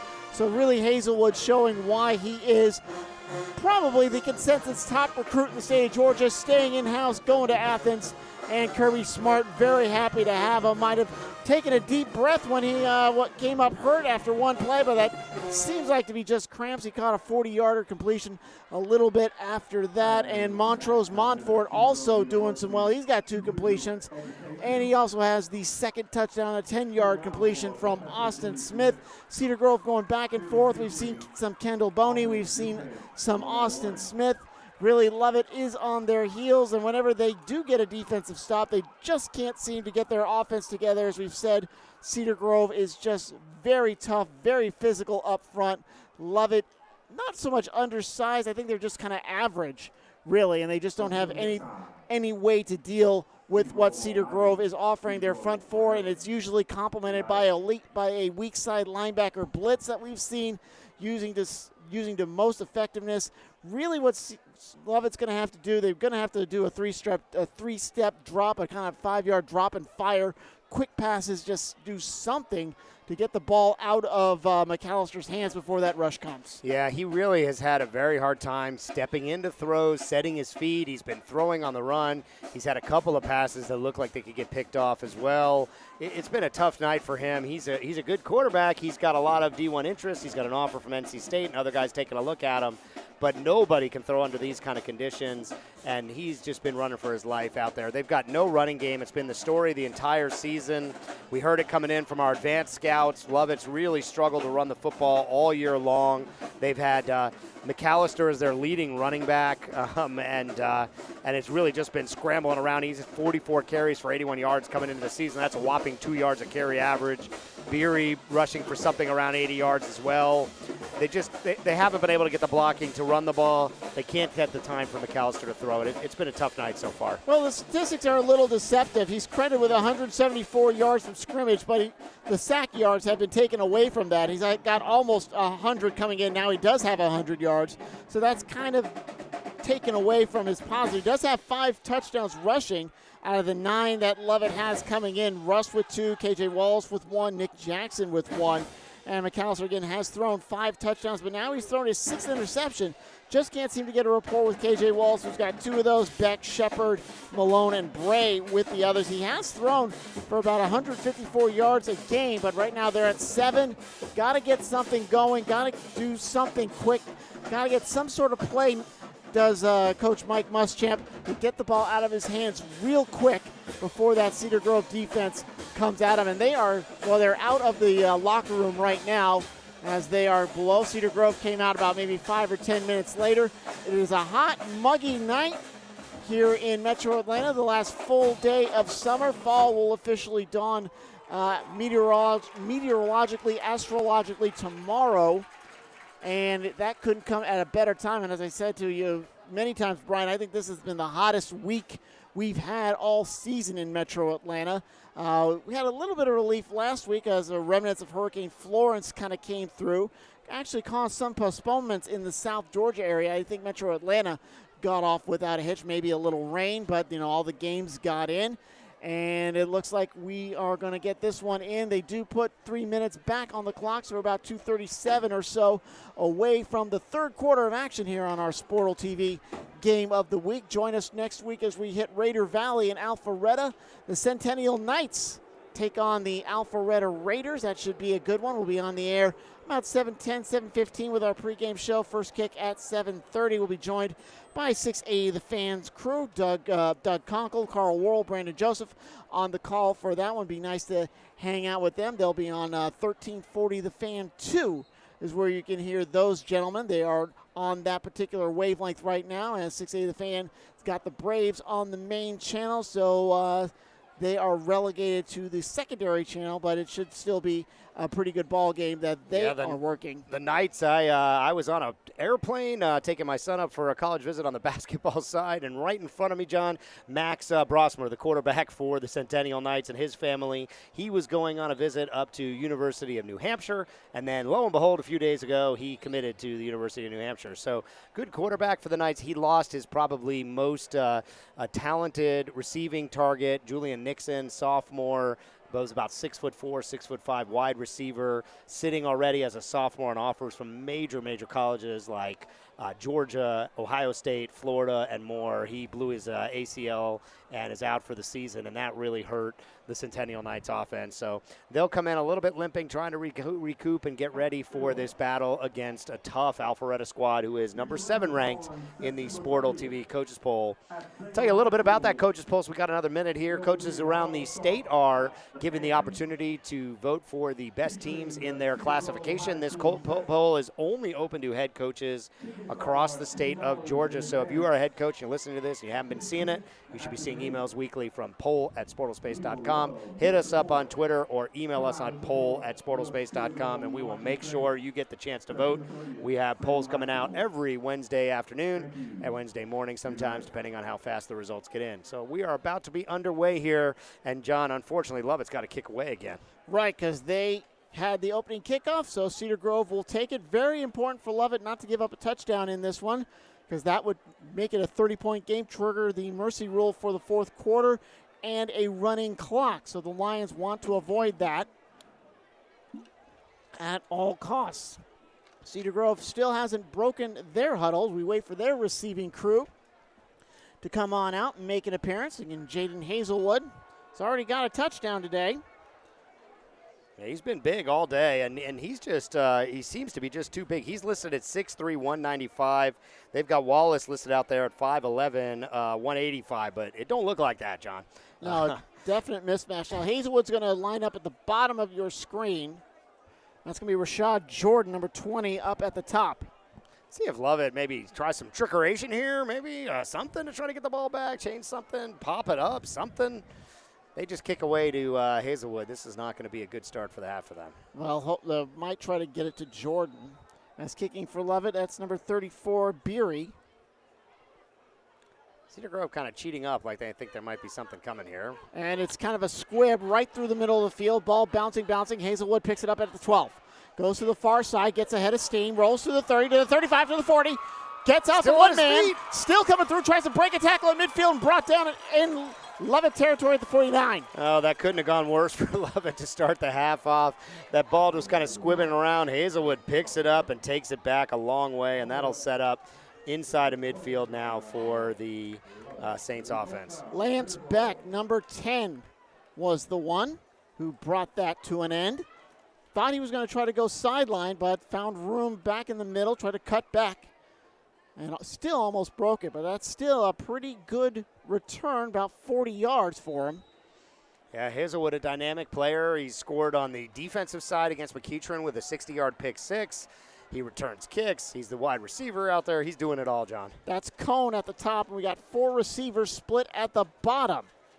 Empty backfield for Smith. He finds Jones to the 50, to the 40, to the 30. Jones stops, cuts back upfield to the 20. Now makes another dive and down at the 16. Got a flag, though, back at the 48. Yeah, it looks like the area of holding. They had this weird little bunch set. It might be holding or might even be some type of illegal formation type of penalty. We had 4 receivers sort of bunched in a diamond formation over there. I can't say I've ever seen something exactly like that before. And it's going to be a hold. They're going to catch one of them, and that whole pretty run's coming back. That's the 12th penalty for Cedar Grove in the ball game, and it should give them close to 100 yards of penalties. 97 after that one. Yeah, we've had games with 20 penalties before, but that's usually at the end of the game, John. This is the beginning of the third quarter, and we've got about 20 penalties between the two teams. Yeah, 12 for Cedar Grove, 6, half of that total for Lovett. So you got Austin Smith as the quarterback, Pop Jones to his left, 3 receivers split up at the top, and that's going to be Montrose Montfort at the bottom. Smith calls for it, leaves it for Jones, and Jones will get a couple coming up the left side. Yeah, Lovett did a nice job of bottling him up there. Just kind of a simple off-the-left tackle type of play that it went nowhere for the Saints, and that'll set up second in a long way. You know, the Saints have been rotating these 2 quarterbacks, Austin Smith and Kendall Boney. They're both running the ball well and scrambling. They're both throwing the ball well. Tough decision for Coach Smith out there for the Saints. Either choice seems to be fine for him tonight. Under a minute has elapsed here in the third. 24-0 Cedar Grove. That was Nick Jackson with the tackle. Hazelwood is in the ball game. He's at the bottom of your screen, guarded by K.J. Wallace. Let's see if that's where Austin Smith is going to go. Spying him a little bit with a safety help over there, but he's got a lot of room before that comes. Looks like Lovett wants to blitz somebody off the end on the No time. That looks like the clock went out. Yep, Yep. That's the 25-second clock rolling out on him. I think they were trying to get someone to jump. No one obliged. It's going to set up second at about 23, John. And that's going to be the 13th penalty against Cedar Grove, and that will get them over 100 yards, 102 as a matter of fact. Backs it up past the 40 to the 38. It's been a sloppy game. I mean, we expected that early in the season. We were seeing that early in the season, but it's been a sloppy game here so far. Tons of penalties on Cedar Grove and still 6 even on Lovett. Lovett coaches at the halftime. That's going to be a timeout there by Cedar Grove, Yes. It looks like. Yeah. Yep, Cedar Lovett Grove. coaches at the halftime were saying to the players, look, we're getting all these penalties. We're putting Cedar Grove in bad situations. We've got to find a way to capitalize on it. And maybe this will be the time they can finally capitalize. It got second in a long way. This clock on the board is wrong over there. It's second down in a long way. But maybe they can finally capitalize and make something happen. We'll see, as it's second down and about 24 when we get back to live action. Ball at the 38. Cedar Grove now with 2 timeouts remaining here in the ball game. Yeah, today's game brought to you by Sportal TV. The Sportal TV YouTube channel has the best live broadcast, highlights, and features on high school sports. Slap that subscribe button now. Sportal TV on YouTube. You do not want to miss a minute of our high school game of the week, highlight, features, and more. So it'll be at the 38 as we get back to live action. Now we got a train coming by. Yeah, you probably can't hear it through our headsets, but you might have heard some train whistles. 10 minutes to go here in the third. Shavon Wright in the backfield as Smith goes to the air, winds up a wobbler looking for Jordan and cannot come up with it. Oh, and the flag is out. I think they're going to call that one against Lovett. That was Robert Malone back there in coverage, and looks like it's going to go against the Lions. They've been plagued by these pass interference calls. That's about the 4th one, I think. Actually, that's not a train. That's the trombone section of the Cedar Grove Band. Sounded like a train whistle. Didn't know where we'd see one around here. Still waiting for the official's call. Oh, it's going to go offensive pass interference. It's going to back Cedar Grove up even further. There was a lot of jostling down there. Looked like the call could have gone either way, but they're going to call that one against Cedar Grove, against Rashad Jordan. And that'll be penalty number 14. And Austin Smith just kind of wobbled it, like you said, out there. That ball was just kind of flying around like a dead duck. It didn't have like the right zip on it. No. Rashad Jordan tried to adjust to it, and he ended up picking up the pass interference on the offensive side. It is now third. Now wait a minute. Well, now they're going the other way. Maybe this is offsetting pass interference penalties. That's the only thing I can think of, or else the referee or the umpire didn't get the right spot to mark off the foul. And it's back at the 38. I think it was offsetting. Yep. So they'll set up third down, it looks like. Yep. So the play doesn't count. Well, the down doesn't count. Shavon Wright in the backfield. Austin Smith still in at quarterback. Let's see if he tries to air it out on 3rd and a mile. We've got Rashad Jordan and Rashad Dubinian on the near side. Jaden Hazelwood's on the far side. Yeah, Lovett corner's giving a huge cushion down there on the near side. With Cone. Looking to the near side. It's complete to Dubinian. And we're going to get close to the original line of scrimmage at the 49. That's a pickup of 11, but now it's 4th down and 12. Yeah, Lovett just kind of backed off on that play. They gave him this huge cushion. It seemed to be deliberate. They were okay letting him catch it underneath. And I guess they're counting on the Saints to punt here. More of a prevent defense kind of play. Yeah, they left him a good 10-yard, 15-yard cushion. Seemed happy to let him take the yardage and set up this punt here. Don't see anybody going too far back yet for the Lions. Well, that's because there's a penalty on Lovett. Oh, no. First penalty on Lovett in the quarter. That's going to be a costly one. That looks like it's going to be a first down. We didn't catch the call, but it must be something like a personal foul against the Lions, and that'll set up a first down at the 36. Costly. Finally, John, they come up with a stop, and it's erased by the penalty. 9:44 remaining in the third quarter. Shavon Wright still in the backfield with Smith, 3 up top. And Rashad Jordan at the bottom of your screen. He's got one-on-one down bottom if he wants it. There is no safety help, nobody to roll over to him. They'll go with Shavon Wright. He's already got a touchdown today. To Oh, the he's 30. breaking free. He broke 3 to the 20, cuts upfield, and gets a defender deked out of his shoes. He's going in for a score. Oh, what a nifty piece of running. Took it to the left, got bottled up, but they didn't wrap him up tight enough, John, and he busted it back to the right for the big touchdown. 36-yard rush for Shavon Wright. 2 TDs on the day, 2 TDs in his for the season. And now Cedar Grove's up 30-0. Oh, that penalty was just a killer. They had him stopped. It was going to be 4th and 10. The Saints were going to have to punt. Instead, the personal foul gave the new life to the Saints offense, and they made them pay right there on the first play. A nifty piece of running. And that is a touchdown for the Saints. They are 30-0 pending this extra point. Make it 31. Ash puts it through. 9:31 on the clock. Cedar Grove extends the lead, 31-0 on the Lovett Lions, which is what Lovett did not want to see happen. Cedar Grove gets touchdowns going into the break and coming out, and Lovett in a very deep problem here in the third quarter here on the Sportal TV Game of the Week. Yeah, coming to you live from Buck Godfrey Stadium in Decatur, Georgia, Panthersville. We are joined, as always, by Hot 107.9 and the Dirty Boys, who invade the best games this season with their Friday Night Highlights high school football tour, powered by Sportal TV. For more information on schedules, teams, highlights, visit hotspotatl.com. 9:31 remaining here in this third quarter, John, and this game's gotten out of hand. It's 31-0. Exactly. Cedar Grove really on top. Maxwell put the Saints at a 19-point favorite. And Cedar Grove has shown that here today against Lovett with only 7 yards of total offense, 0 rushing yards. It's been a tough night for the Lions. You know, the Lions came out and played a very tough schedule to start the season with games against GAC, Marist, and Mary Persons out of region.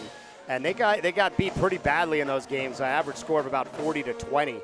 And tonight is more of the same. They are just struggling. Kick deep in the area to the 5. Coming to the 15, to the 20, and that is number 15, Charlie Hoke. And we've got a flag in at the end of the play, probably for unsportsmanlike conduct. Charlie Hoke was the quarterback of one of the NYO Pee Wee football teams that my son played on. So I've watched him play since he was a young guy. He's now in 10th grade here. Not so little anymore, John. No, not so little. Saw his father at the Atlanta Touchdown Club meeting just earlier this week. He's a member of the Touchdown Club. We'll say hello to him today. Marist has extended the lead 24-6 on White County. 5 minutes left in the third. Buford 24, Archer 20. Halfway through the third in that one. See if we can get a score on this Colquitt Grayson. Looks like Grayson up 14-3, I think. Well, the penalty is going to be against Cedar Grove. Moves it to the 38. Why wouldn't it be? That's their 15th of the night. See if we can get you a couple other scores while we're waiting for action to resume here. Let's see what we got here. Greene County up 12-0. Looks like Colquitt might be 17-14 on Grayson after that. Pope beating Chattahoochee 13-7 early. All right. Ridgeland up 20-7 over Heritage. 1st and 10 at the 38 for the Lovett Lions. Blaine McAllister is going to hand off to Beery. And Beery gets manhandled at the line. Push back, might get 1 or 2 yards in terms of forward progression.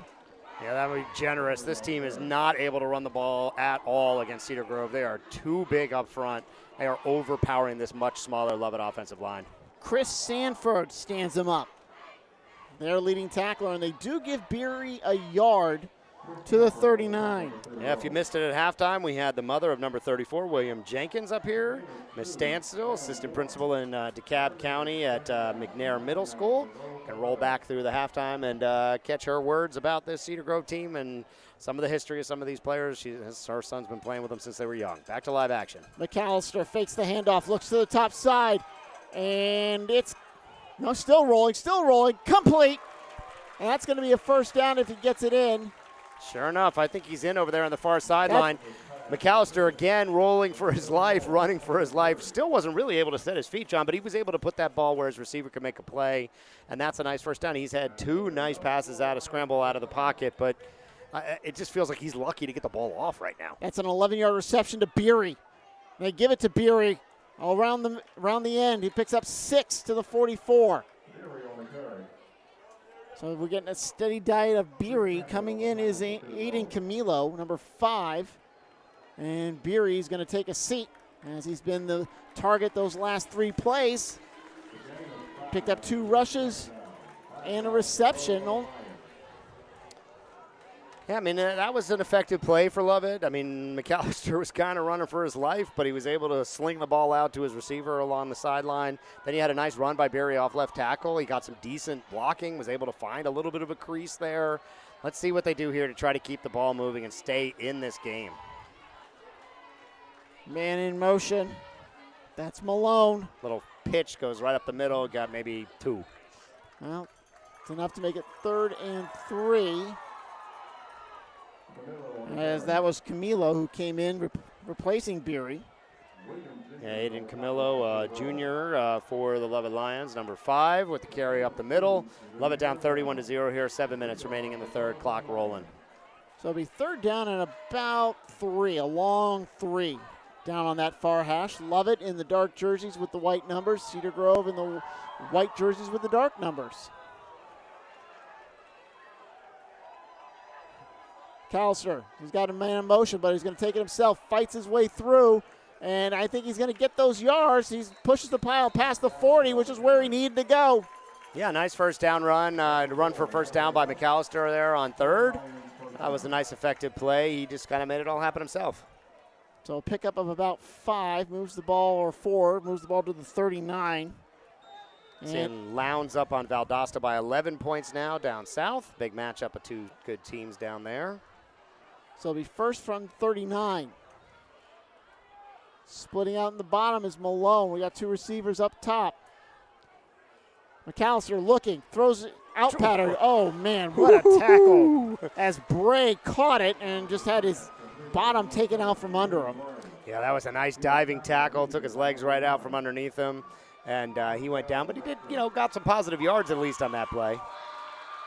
Actually, I think they gave him the line of scrimmage, so yeah, it's maybe 2nd a and 10. yard. So 2nd and 10 from the 39, 6:10 remaining in the 3rd quarter. Cedar Grove up on Lovett 31-0. Lovett's got to score here to avoid the running clock in the 4th frame. And try to get some confidence by getting some points on the board. Beery back in the ball game. He's the man in motion. McAllister slings it over the middle and incomplete. Oh, that was Jackson. He had Nick Jackson on a nice inside slant route. He was in good position to make that play. It was a tough catch, but it was there, and he needs to come up with that one. Good opportunity for Lovett. They finally had the protection. He was able to step in and kind of throw that one where he wanted to, but not able to get the completion. That was Hazelwood on the defense. So yeah, Nick Jackson had gotten a step on Jaden Hazelwood on that one. So it brings up 3rd down from the 39. Lovett got to believe that they are in 4-down territory here in the yellow zone. Beery is on McAllister's left. Man in motion, that's Wallace. They'll fake the play got blown dead. Well, you didn't hear any whistles up here, but that one's going to go against Cedar Grove, their encroachment, and set up 3rd and 5. What is that, 18 now? I got 16, but I think I missed one. We'll call it 17. All right. But either way, it's a whole bunch, John. 7 penalties on Lovett at least as well. Grayson up 14-10 at the half over Colquitt in this big-time battle in 7A. Cedar Grove showing why they are the #1 team in 3A right now, pasting Lovett 31-0, just under 6 minutes remaining in the third. 3rd down and 5.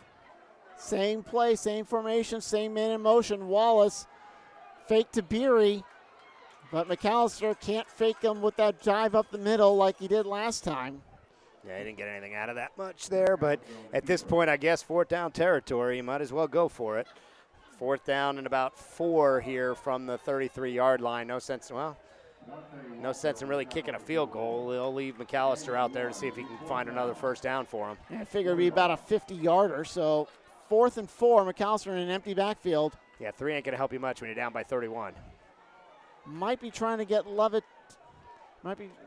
Lovett to draw Cedar Grove off sides.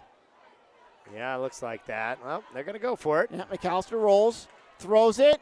That's complete to Wallace at the 25. That should be enough for a 1st down. Yeah, nice little diving, rolling catch there by KJ Wallace. McAllister sort of put that ball where only his guy could get it, and it worked out all right. That's a 1st down for the Lions, and this has been their most effective drive by a mile. Yeah, that was William Jenkins on the coverage. Maybe Lovett has worn down Cedar Grove's line just a bit, but still, Cedar Grove is up by an immense amount, 31-0, as we hit 4:43 left in the quarter. Let's see what McAllister does here. McAllister hops. Got a man, Wallace. No catch. Yeah, no good. That one was kind of trapped along the ground. 4:30 remaining. It's going to set up 2nd and 10. 31-0 is still your score here. Lovett Lions are driving, trying to make something happen, get something on the board, show that they can hang with the Cedar Grove team a little bit at least. But so far it has been all Saints, and it's going to be a timeout now for the Saints. Yep. Tonight's game is brought to you by Sportle TV. Sportle TV Twitter handle is the place to go for live updates for the best high school sports. Catch videos, pictures, and game updates from around Atlanta on football, volleyball, softball, and more. Follow at SportleSpace on Twitter now. Brian Zorner joined here by John Morgo, joined by our cameraman for the night, Andrew Garner, and as always, our producer, Joseph Johnson. Our man down on the field getting you those close-up videos on this Sportle TV Twitter feed is Chuck Jones. Hope you're enjoying this game. We will be live next week as number 7 ranked Alpharetta hosts the Centennial Knights. Alpharetta is led by running back Kevin Watkins II, wide receiver Joshua Grant, and defensive end Jack Stanton, all seniors who lead the team there. They'll take on Centennial Knights, led by QB Max Brosmer, recent commit to University of New Hampshire. Live at 7:30 Friday, September 28th. SportleTV.live or Sportle TV on Twitter or YouTube. Keep an eye out in the next few days. We'll have highlights from this game. And, John, it looks like these highlights are going to be mostly Saints highlights. Yes, mostly, especially in that first half, although we have seen some good plays from Lovett here in the third quarter, especially in this drive. Let's see if they can top it off with a touchdown, get on the scoreboard, make it 31-6, 31-7. McAllister calls for it. It's a low snap. He's not getting the ball clean. He's running for his life, throws it away. We're hearing that down from our man down on the field that Hazelwood, number 2 for the Saints, and Nick Jackson have been, as our man Chuck describes down there, jaw-jacking. They were lined up against each other on that big first down play. Nick Jackson got the better of it on the play before. Hazelwood had good coverage when they tried to go on that post pattern to Nick Jackson. So apparently these two top prospects have seen each other plenty. They play each other in the same region here, so they play each other every season, and apparently there's a lot of noise going on between the two of them down there. Yeah, Hazelwood has been up against KJ Wallace through most of the first half. Yeah, Hazelwood definitely got the better of that matchup so far tonight with a touchdown, a couple long receptions, and two pass interference calls against KJ Wallace in that play. 2 incomplete passes make it 3rd and 10. Beery's in the backfield. McAllister, here comes the rush. Dump pass to Beery, but caught from behind. Woo, that was number 1 come flying in for the Saints. Isaiah Ratcliffe, who had that interception late in the second quarter, plants Beery in the turf. It's 4th down again.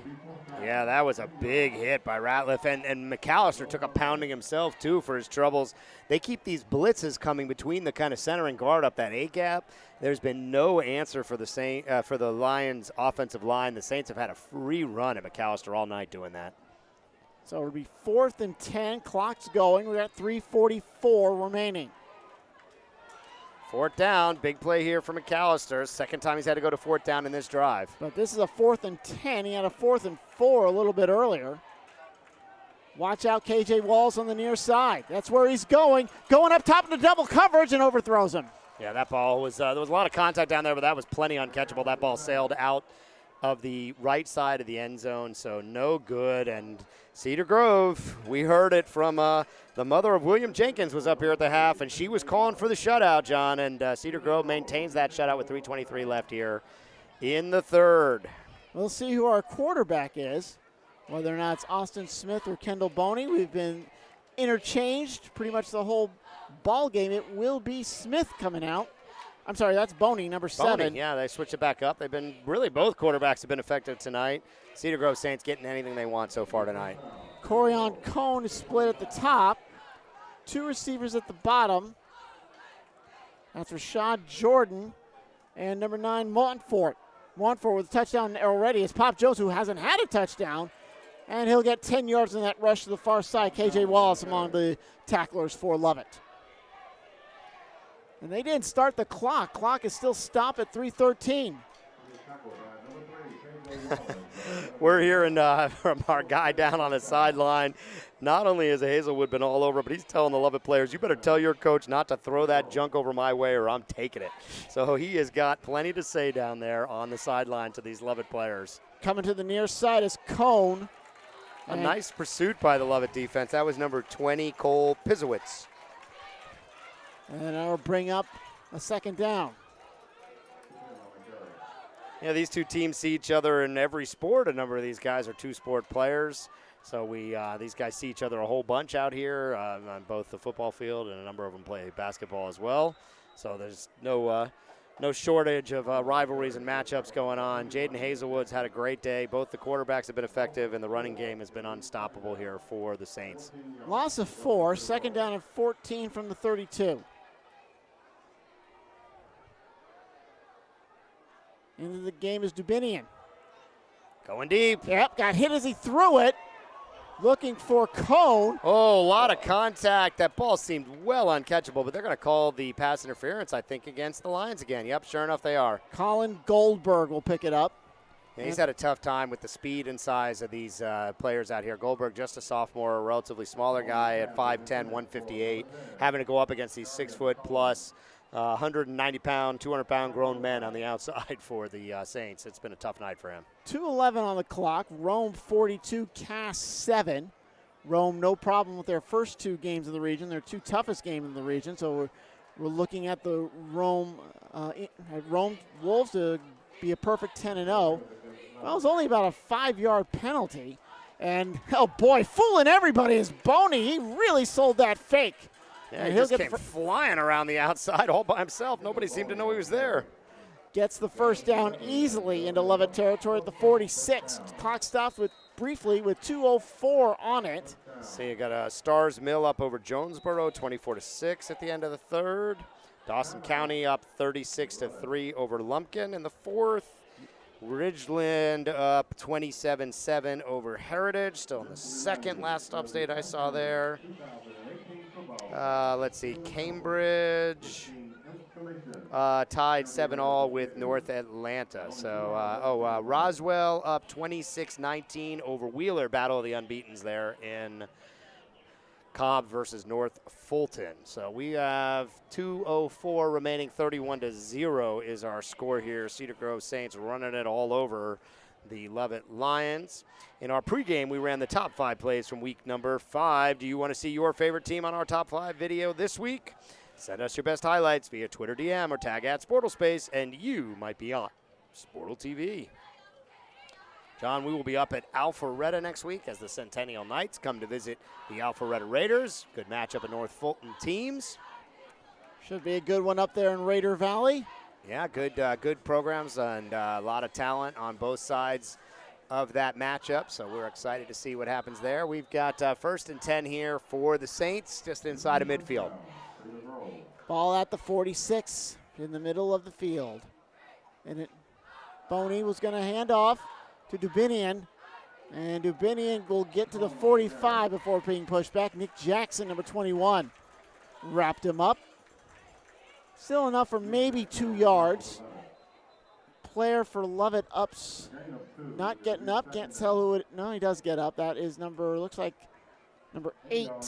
That's Robert Poindexter. A little slow getting up. He'll jog off as we get under 1:44 remaining. Probably will have a running clock in the 4th and final frame, as this is a 31-point advantage. I think the cutoff is 30, as it's 2nd down and 8. Calling for it. Boney looks like he's going deep. He's wide open. He's got Rashad Jordan, gets him in stride. Jordan will go into the end zone for a score. Oh, that was just too easy. Too easy, John. He was way past the defensive back there and just kind of laid it out for him to go get it, and go get it he did. That is a touchdown with 1:27 remaining. It has been all Saints all night. Well, Jordan, 44 yards from Boney, was able to get past William Overly, who was on the coverage. And with 1:27 left in the 3rd quarter, well, we didn't have a running clock in the 4th. We certainly will have one now, as Ash will put another PAT on. Put it down, put it up, put it through. $1:27 on the clock, and Cedar Grove extends the lead some more. 38-0 over the shell-shocked Lovett Lions here on Sportal TV. Yeah, today's game brought to you by Sportal TV. Sportal TV YouTube channel has the best live broadcast highlights and features on high school sports. Subscribe now. Hit that subscribe button to Sportal TV on YouTube. Have you seen Sportal News on our website? We have the latest news on fall sports across Atlanta. Our reporters are at football games, also volleyball and softball almost every night. And subscribe to our newsletter to get the top stories right to your inbox each week. Find that newsletter, subscribe. It's right on every story you see on Sportal News on our website. It is 38-0, 1:27 remaining in the 3rd. You know, we saw this matchup when we talked to our advanced scouting team. We were a little bit worried. Lovett had been overpowered by some of the better teams in the state. Cedar Grove continuing to show that they are one of the top teams regardless of classification in the state of Georgia. They downed a top 5 team from Alabama, a top 10 team from South Carolina. They took McEachern, all big 7A squad, down to the wire. And now they are putting a pounding on Lovett, 38-0 with just a minute and a half remaining in this 3rd quarter. That's the 2nd touchdown for Rashad Jordan this season. Ash kicks a low ball, gets to Rashad Wallace at the 3. Wallace trying to make the sideline on the near side. He'll cut, now tries to go back to the middle, and will be down at the 20. And finishing him off is number 24. That is Nick Brannon. Yeah, at this point, you got to believe the Saints are going to go a little deeper into this bench, John. They are just getting anything they want on the offensive side of the ball. They've got 2 quarterbacks. Both of them are having a great game tonight. It's going to be hard to pick our player of the week for this one, John. It's there's so many options tonight. Yeah, especially well, Siobhan Wright does have those 2 touchdowns, and considering he only had 1 rush coming into the ball game, he might be strong candidate. Yeah, might not be a bad choice for the honor. Well, Lovett's got it 1st and 10 at the 20. McAllister with that strange formation where everyone's loaded on the near side. Has put a man in motion. That is, I believe that's Jack Tracy. Beery off the left side there. Yeah, Beery gets it, and that gets back to the 21. Yeah, 36 is Colin Hanley. So no gain. And at this point, running clock may be in Lovett's favor. I'm not sure they want anything but that at this point. Exactly. So it'll be 2nd down and 10. McAllister, again, they're overloading on the near side. That's where he's going for. But the ball got tipped right in his face, almost intercepted. Good play. Is that number 52? Looks like Rashad Cheney Jr. Yeah, Rashad Cheney. Tipped is an understatement. He almost plucked that thing out of the air, and if he would have, John, it would have been 6. It would have been it would have been a pick 6, which is all Cedar Grove wants right now. Yeah, Cheney almost plucked that thing square out of the air. Nearly came up with it. He is a star defensive player committed to University of Alabama for next year, and he will be at the Sportal Stars video series next Saturday with Rennie Curran, former University of Georgia Bulldogs player and NFL player. 38-0, 44.4 ticks here in the third. Big blitz. McAllister tried to do a screen through the hands of Beery. Yeah, McAllister had to get that thing out quick. Jaden Hazelwood's over there, John again. At this point, if I'm Coach Smith, I'm starting to take some of these stars off the field. They don't need to be out here anymore. Well, it's just a matter of them wanting to come off, because I don't think Hazelwood wants to come off. No, he doesn't. No, he doesn't. But they're going to let him back there to field this punt. Hazelwood, number 2, back at the 50. Yeah, again with Corian Cone, number 10. He's up at the top. Hazelwood's looking for that Sportal TV T-shirt we send to our Player of the Week each week, John. I think he wants to get one more play in and give himself a shot at the T-shirt. Yep. Wants to get a punt return for a touchdown. As Lovett gets ready to kick this one away. High end over end. Hazelwood was going to catch it on a bounce, but it doesn't come at him. Bounces around. And Lovett jumped out at about the 45, 46-yard line.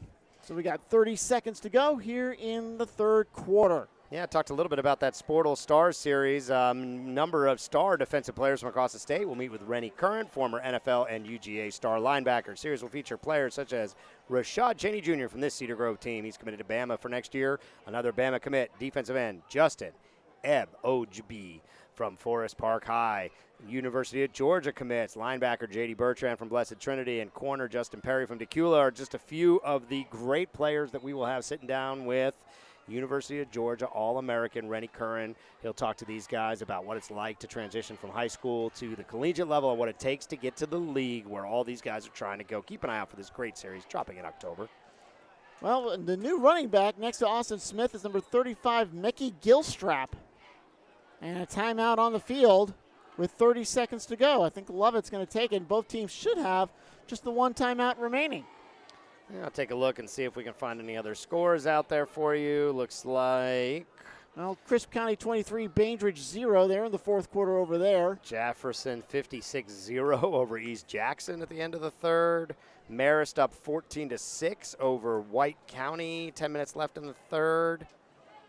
Cedar Grove took that timeout. They don't have any more. Mount Perrin up 13-0 over FCS in the end of the first half. Let's see what else we can find out there for you. I have not seen an update from that Grayson Colquitt. Still 14-10 is the last update I saw.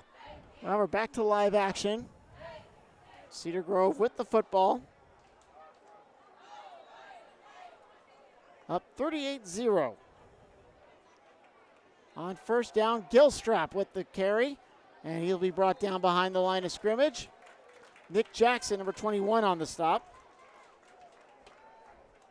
And that'll, now they're going to have to run one more play here before the quarter runs out. About 10-second differential between the game clock. Well, I don't think they reset the play clock. Oh, there it goes. Now okay. they do. So they won't have to run another play. They'll be able to let this third quarter burnout for the Saints. Saints will come back here as they flip the field at the 44-yard line. Second down, about 11. Beginning of the fourth quarter. Sitting on a very difficult to surmount 38-0 lead are the Cedar Grove Saints. They are the number one team in 3A, and our coaches poll, coaches across the state are sent email links to our secure anonymous platform built with the best-in-class security. We don't even know, coaches, who you're voting for each week, but the coaches vote, and we publish the results across the state for each classification. So get your votes in, coaches. If you haven't seen an email from us, it's because we weren't able to find your email address.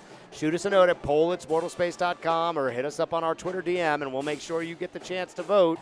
John, I got to believe Cedar Grove stays at number one with a beatdown like this. Exactly. They will stay at number one. Again, there's in a cross-section of polls, Cedar Grove number one in most of them. Some of them go with Calhoun, who defeated Cedar Grove for the title last year. Gotta believe. Not sure who's going to give Cedar Grove a run in this region. Westminster struggled with some of the bigger teams that started strong. Maybe that'll be a game to watch. That will be on October the 12th. Pace Academy's had early season struggles. Here we go back to live action now. Cedar Grove second 11. Second 11. Quick pass on the outlet to the top side. And Montrose Montfort will get the first down. Yeah, and plenty more. They'll advance the chains. Yeah, just going back to that Westminster pace, will be sitting out there as teams that could try to challenge Cedar Grove for this region title. But it could be a while before somebody comes after these guys. Exactly. Got a player down, so that'll stop the clock with 11:40 remaining. Yeah, it's on the Lovett. It's a Lovett player on that far side, just off the sidelines. Yeah, everyone's catching a knee over there. We have not been able to see a player number. He's down on that far sideline. Kind of hard to tell where he's at there, who that is down there on the far side. Again, Lovett will host Towers next week before going to Stone Mountain at Avondale. They'll take a week, and then they'll play Pace at home, take a week off, then finish the season with Redan and Westminster. Westminster, that Battle of Buckhead is what they call that one. Westminster versus Lovett, always a great game. Usually has big standings, impact on the standings here in this region. Region 5 of 3A. Very interesting region. 3 teams are private schools.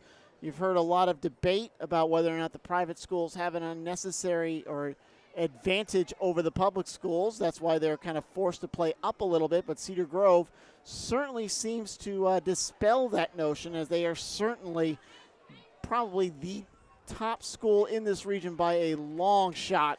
As we look forward to next week, we got Alpharetta. Alpharetta opened up with an early season loss to Milton, 37-27, and then beat Lanier 14-9, and a nice victory against Pope at Pope High, 26-14. They are playing Dunwoody.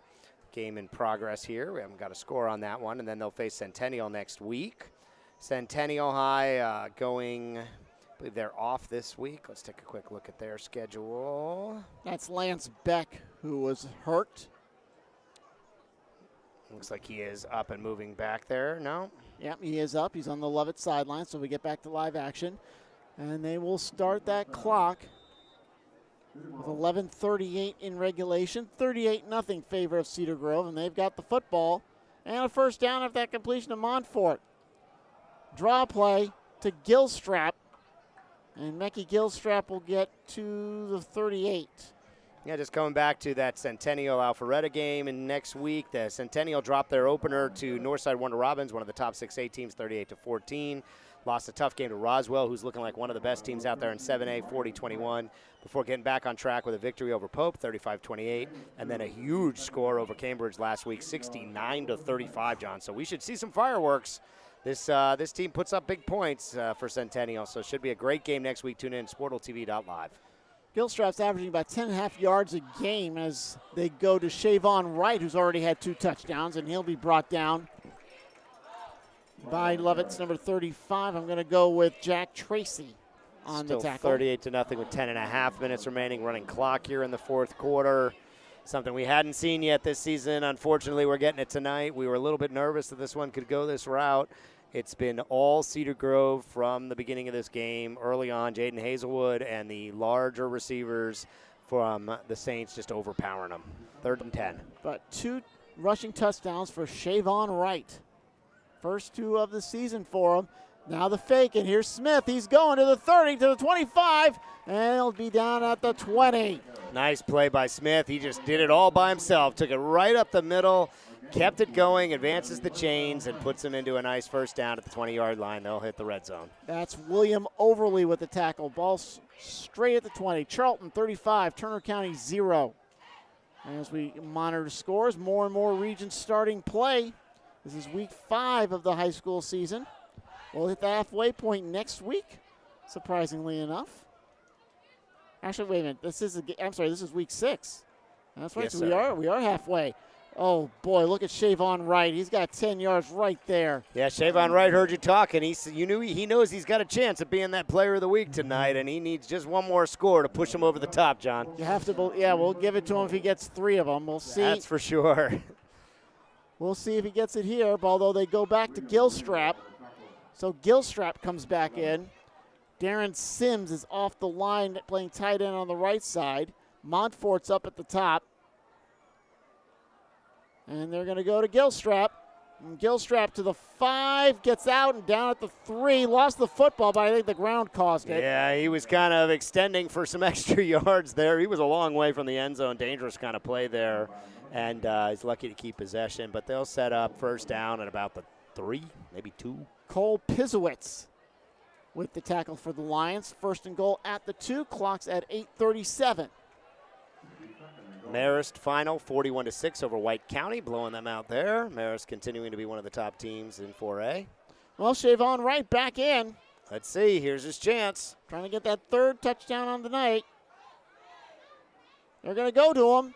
Saw some flags flying. Oh, wait a minute. Yeah, he lost the ball as he crossed touchdown, the plane. but there's flags over here. Look like probably offsides on the Cedar Grove Saints, I believe. Let's see what the call is from the referees. He's in if the penalty goes against the Lions, but I'm pretty sure, yep, that's going to be false start against Cedar Grove. We stopped tracking those penalties because it felt like it was going a little smoother, but penalties have been a huge problem all night for the Saints. Lovett has not been able to capitalize, but the Saints with nearly 20 penalties on the night.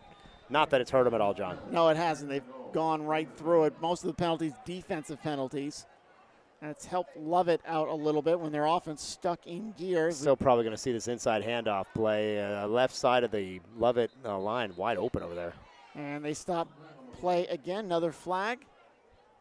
Clock keeps going, though. However, we're under 8 minutes to go. Now they stop it with 7:51 on the clock. And then the back judge just threw a flag for no apparent reason. Yeah, Lovett had a weird kind of lineup out there. They had shifted their entire team to the left side of the defense, left the left side of the offense wide open. I don't understand this play, and it looks like if they want to run it off the left end, they're going to have an easy touchdown here. Well, it was on Lovett for procedure. If they take this to the left, John, it's wide open. No, Shavon Wright's going to go to the middle, and the right side, he gets in for that 3rd score. Yeah, there you go. I think that clinches it as our player of the week. Shavon Wright with his 3rd touchdown of the night. Nice piece of running, just kind of picked his way through the hole. And that is a touchdown with 7:30 remaining. 7:36 on the clock. Makes it 44-0.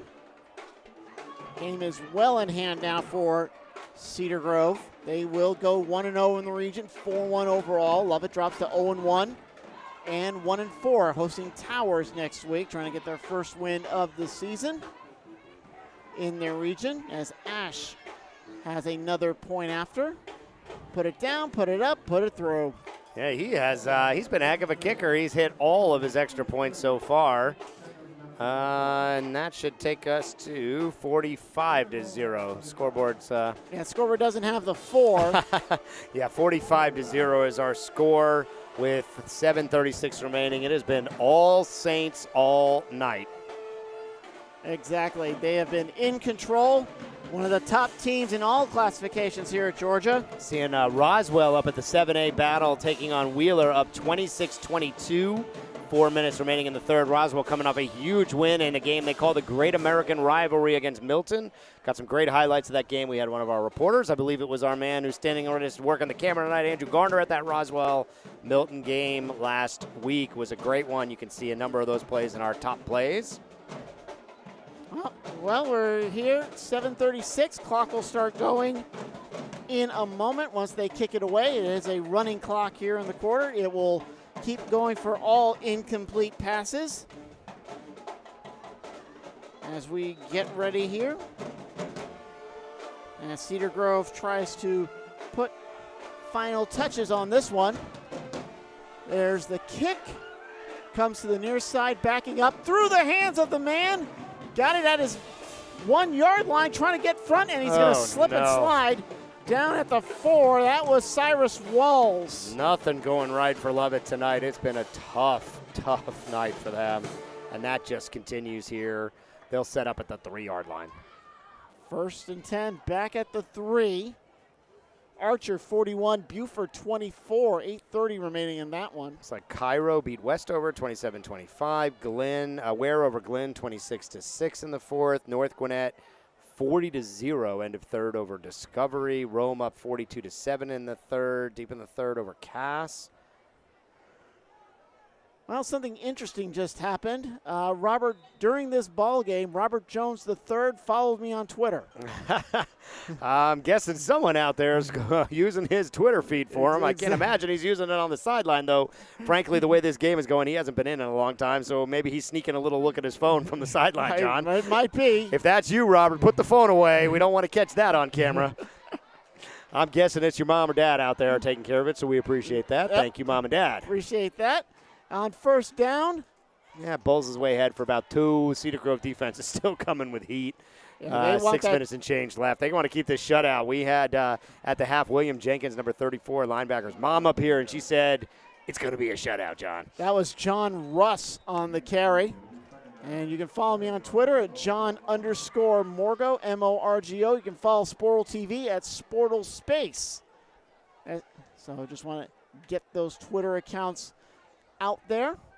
Yeah, if you're at the game and you're listening to this here, Hot 107.9 is out with us every night. They were out in the concession area. Not sure that they may have already wrapped up, getting close to the 10 o'clock hour here on the East Coast. Russ will take it himself again, dialing his own number, faking the handoff to Aiden Camilo.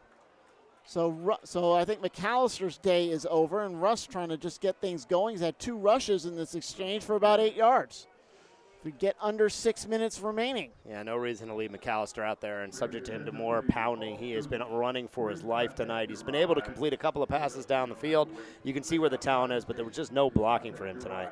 Overly split at the top. Russ has got 2 men in the backfield. Now he goes under center. Camilo's to his right. To his left is number 19, Stevie Bracey. Fake the handoff. He'll go to Camilo. That should be enough for the first. Yeah, I've known Stevie Bracey since he was in 3rd grade. Played travel basketball with my son on a program called Respect Game quite a long time ago. And Stevie Bracey's dad bumped into him in the hallway earlier. So good luck to him the rest of this season. So it's 1st and 10 at the 16. We get to the 5-minute mark. 45-0. Favor of Cedar Grove Saints. Dominating in every aspect of the ball game. Lovett just trying to get something positive going, get some work for the backup, John Russ. Camilo moves to his right. They'll give it to Camilo. Left side, he gets a couple. Brings it near the 20. 4 yards for Camilo. Actually, give him 3 to the 19.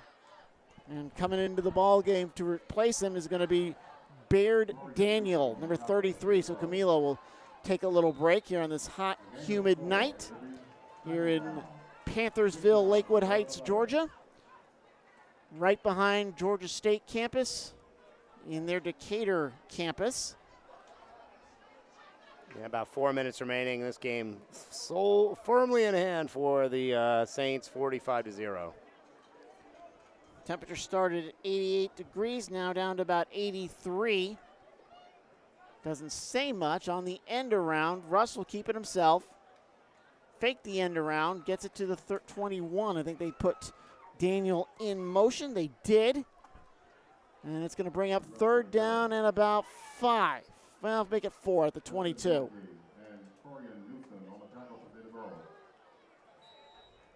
Clock keeps going. 3:36 remaining.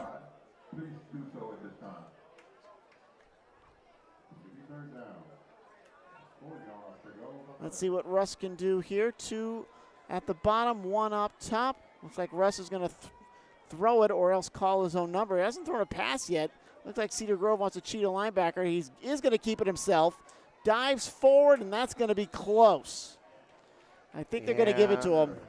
Yep, chains are moving. They'll give it to him with 3 minutes remaining. First down here for the Lions, down 45-0. Saints just trying to hold on to the shutout. That's the only thing left to be excited about here.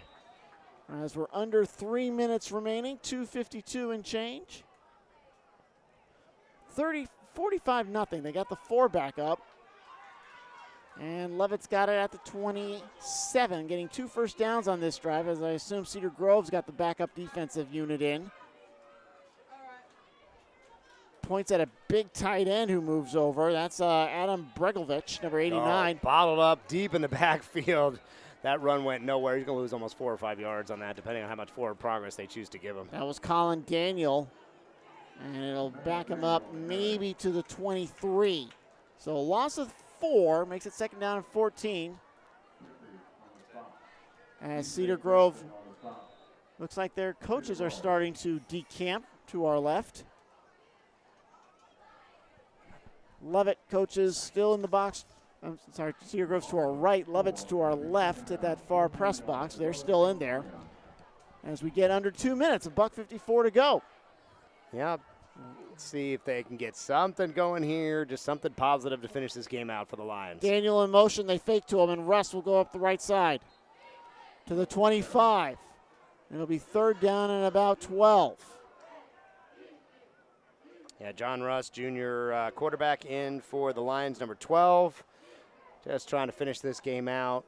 1.5 minutes, clock's rolling. A couple more plays left in this one. Cedar Grove has controlled this from early on. They went into the half up 24-0, and it's been all Cedar Grove in the second half. 45-0 is our score. Our player of the game, Sharon Wright, number 5. 3 touchdowns for the junior running back. He's had a great night. 3rd down and 12 as we hit 1 minute remaining on the end around. Coming to the near side is Daniel, dives forward to about the 33. They'll set up about 4th and maybe 5. 4th and 5. We're under a minute. And I think Lovett just might go for it here, and Cedar Grove will get the ball back and just take a knee and get us out of here. Yeah, hey, don't give Lovett some credit. They still got a chance here to get this first down. Give them one more chance at trying to break the shutout. See if they want to try that here. Lovett's looking over to the sideline like they're going to call timeout here. Well, I'm sorry. Looks like they're trying to decide if Lovett's got to put a playoff or not. Jefferson downs East Jackson 70-0.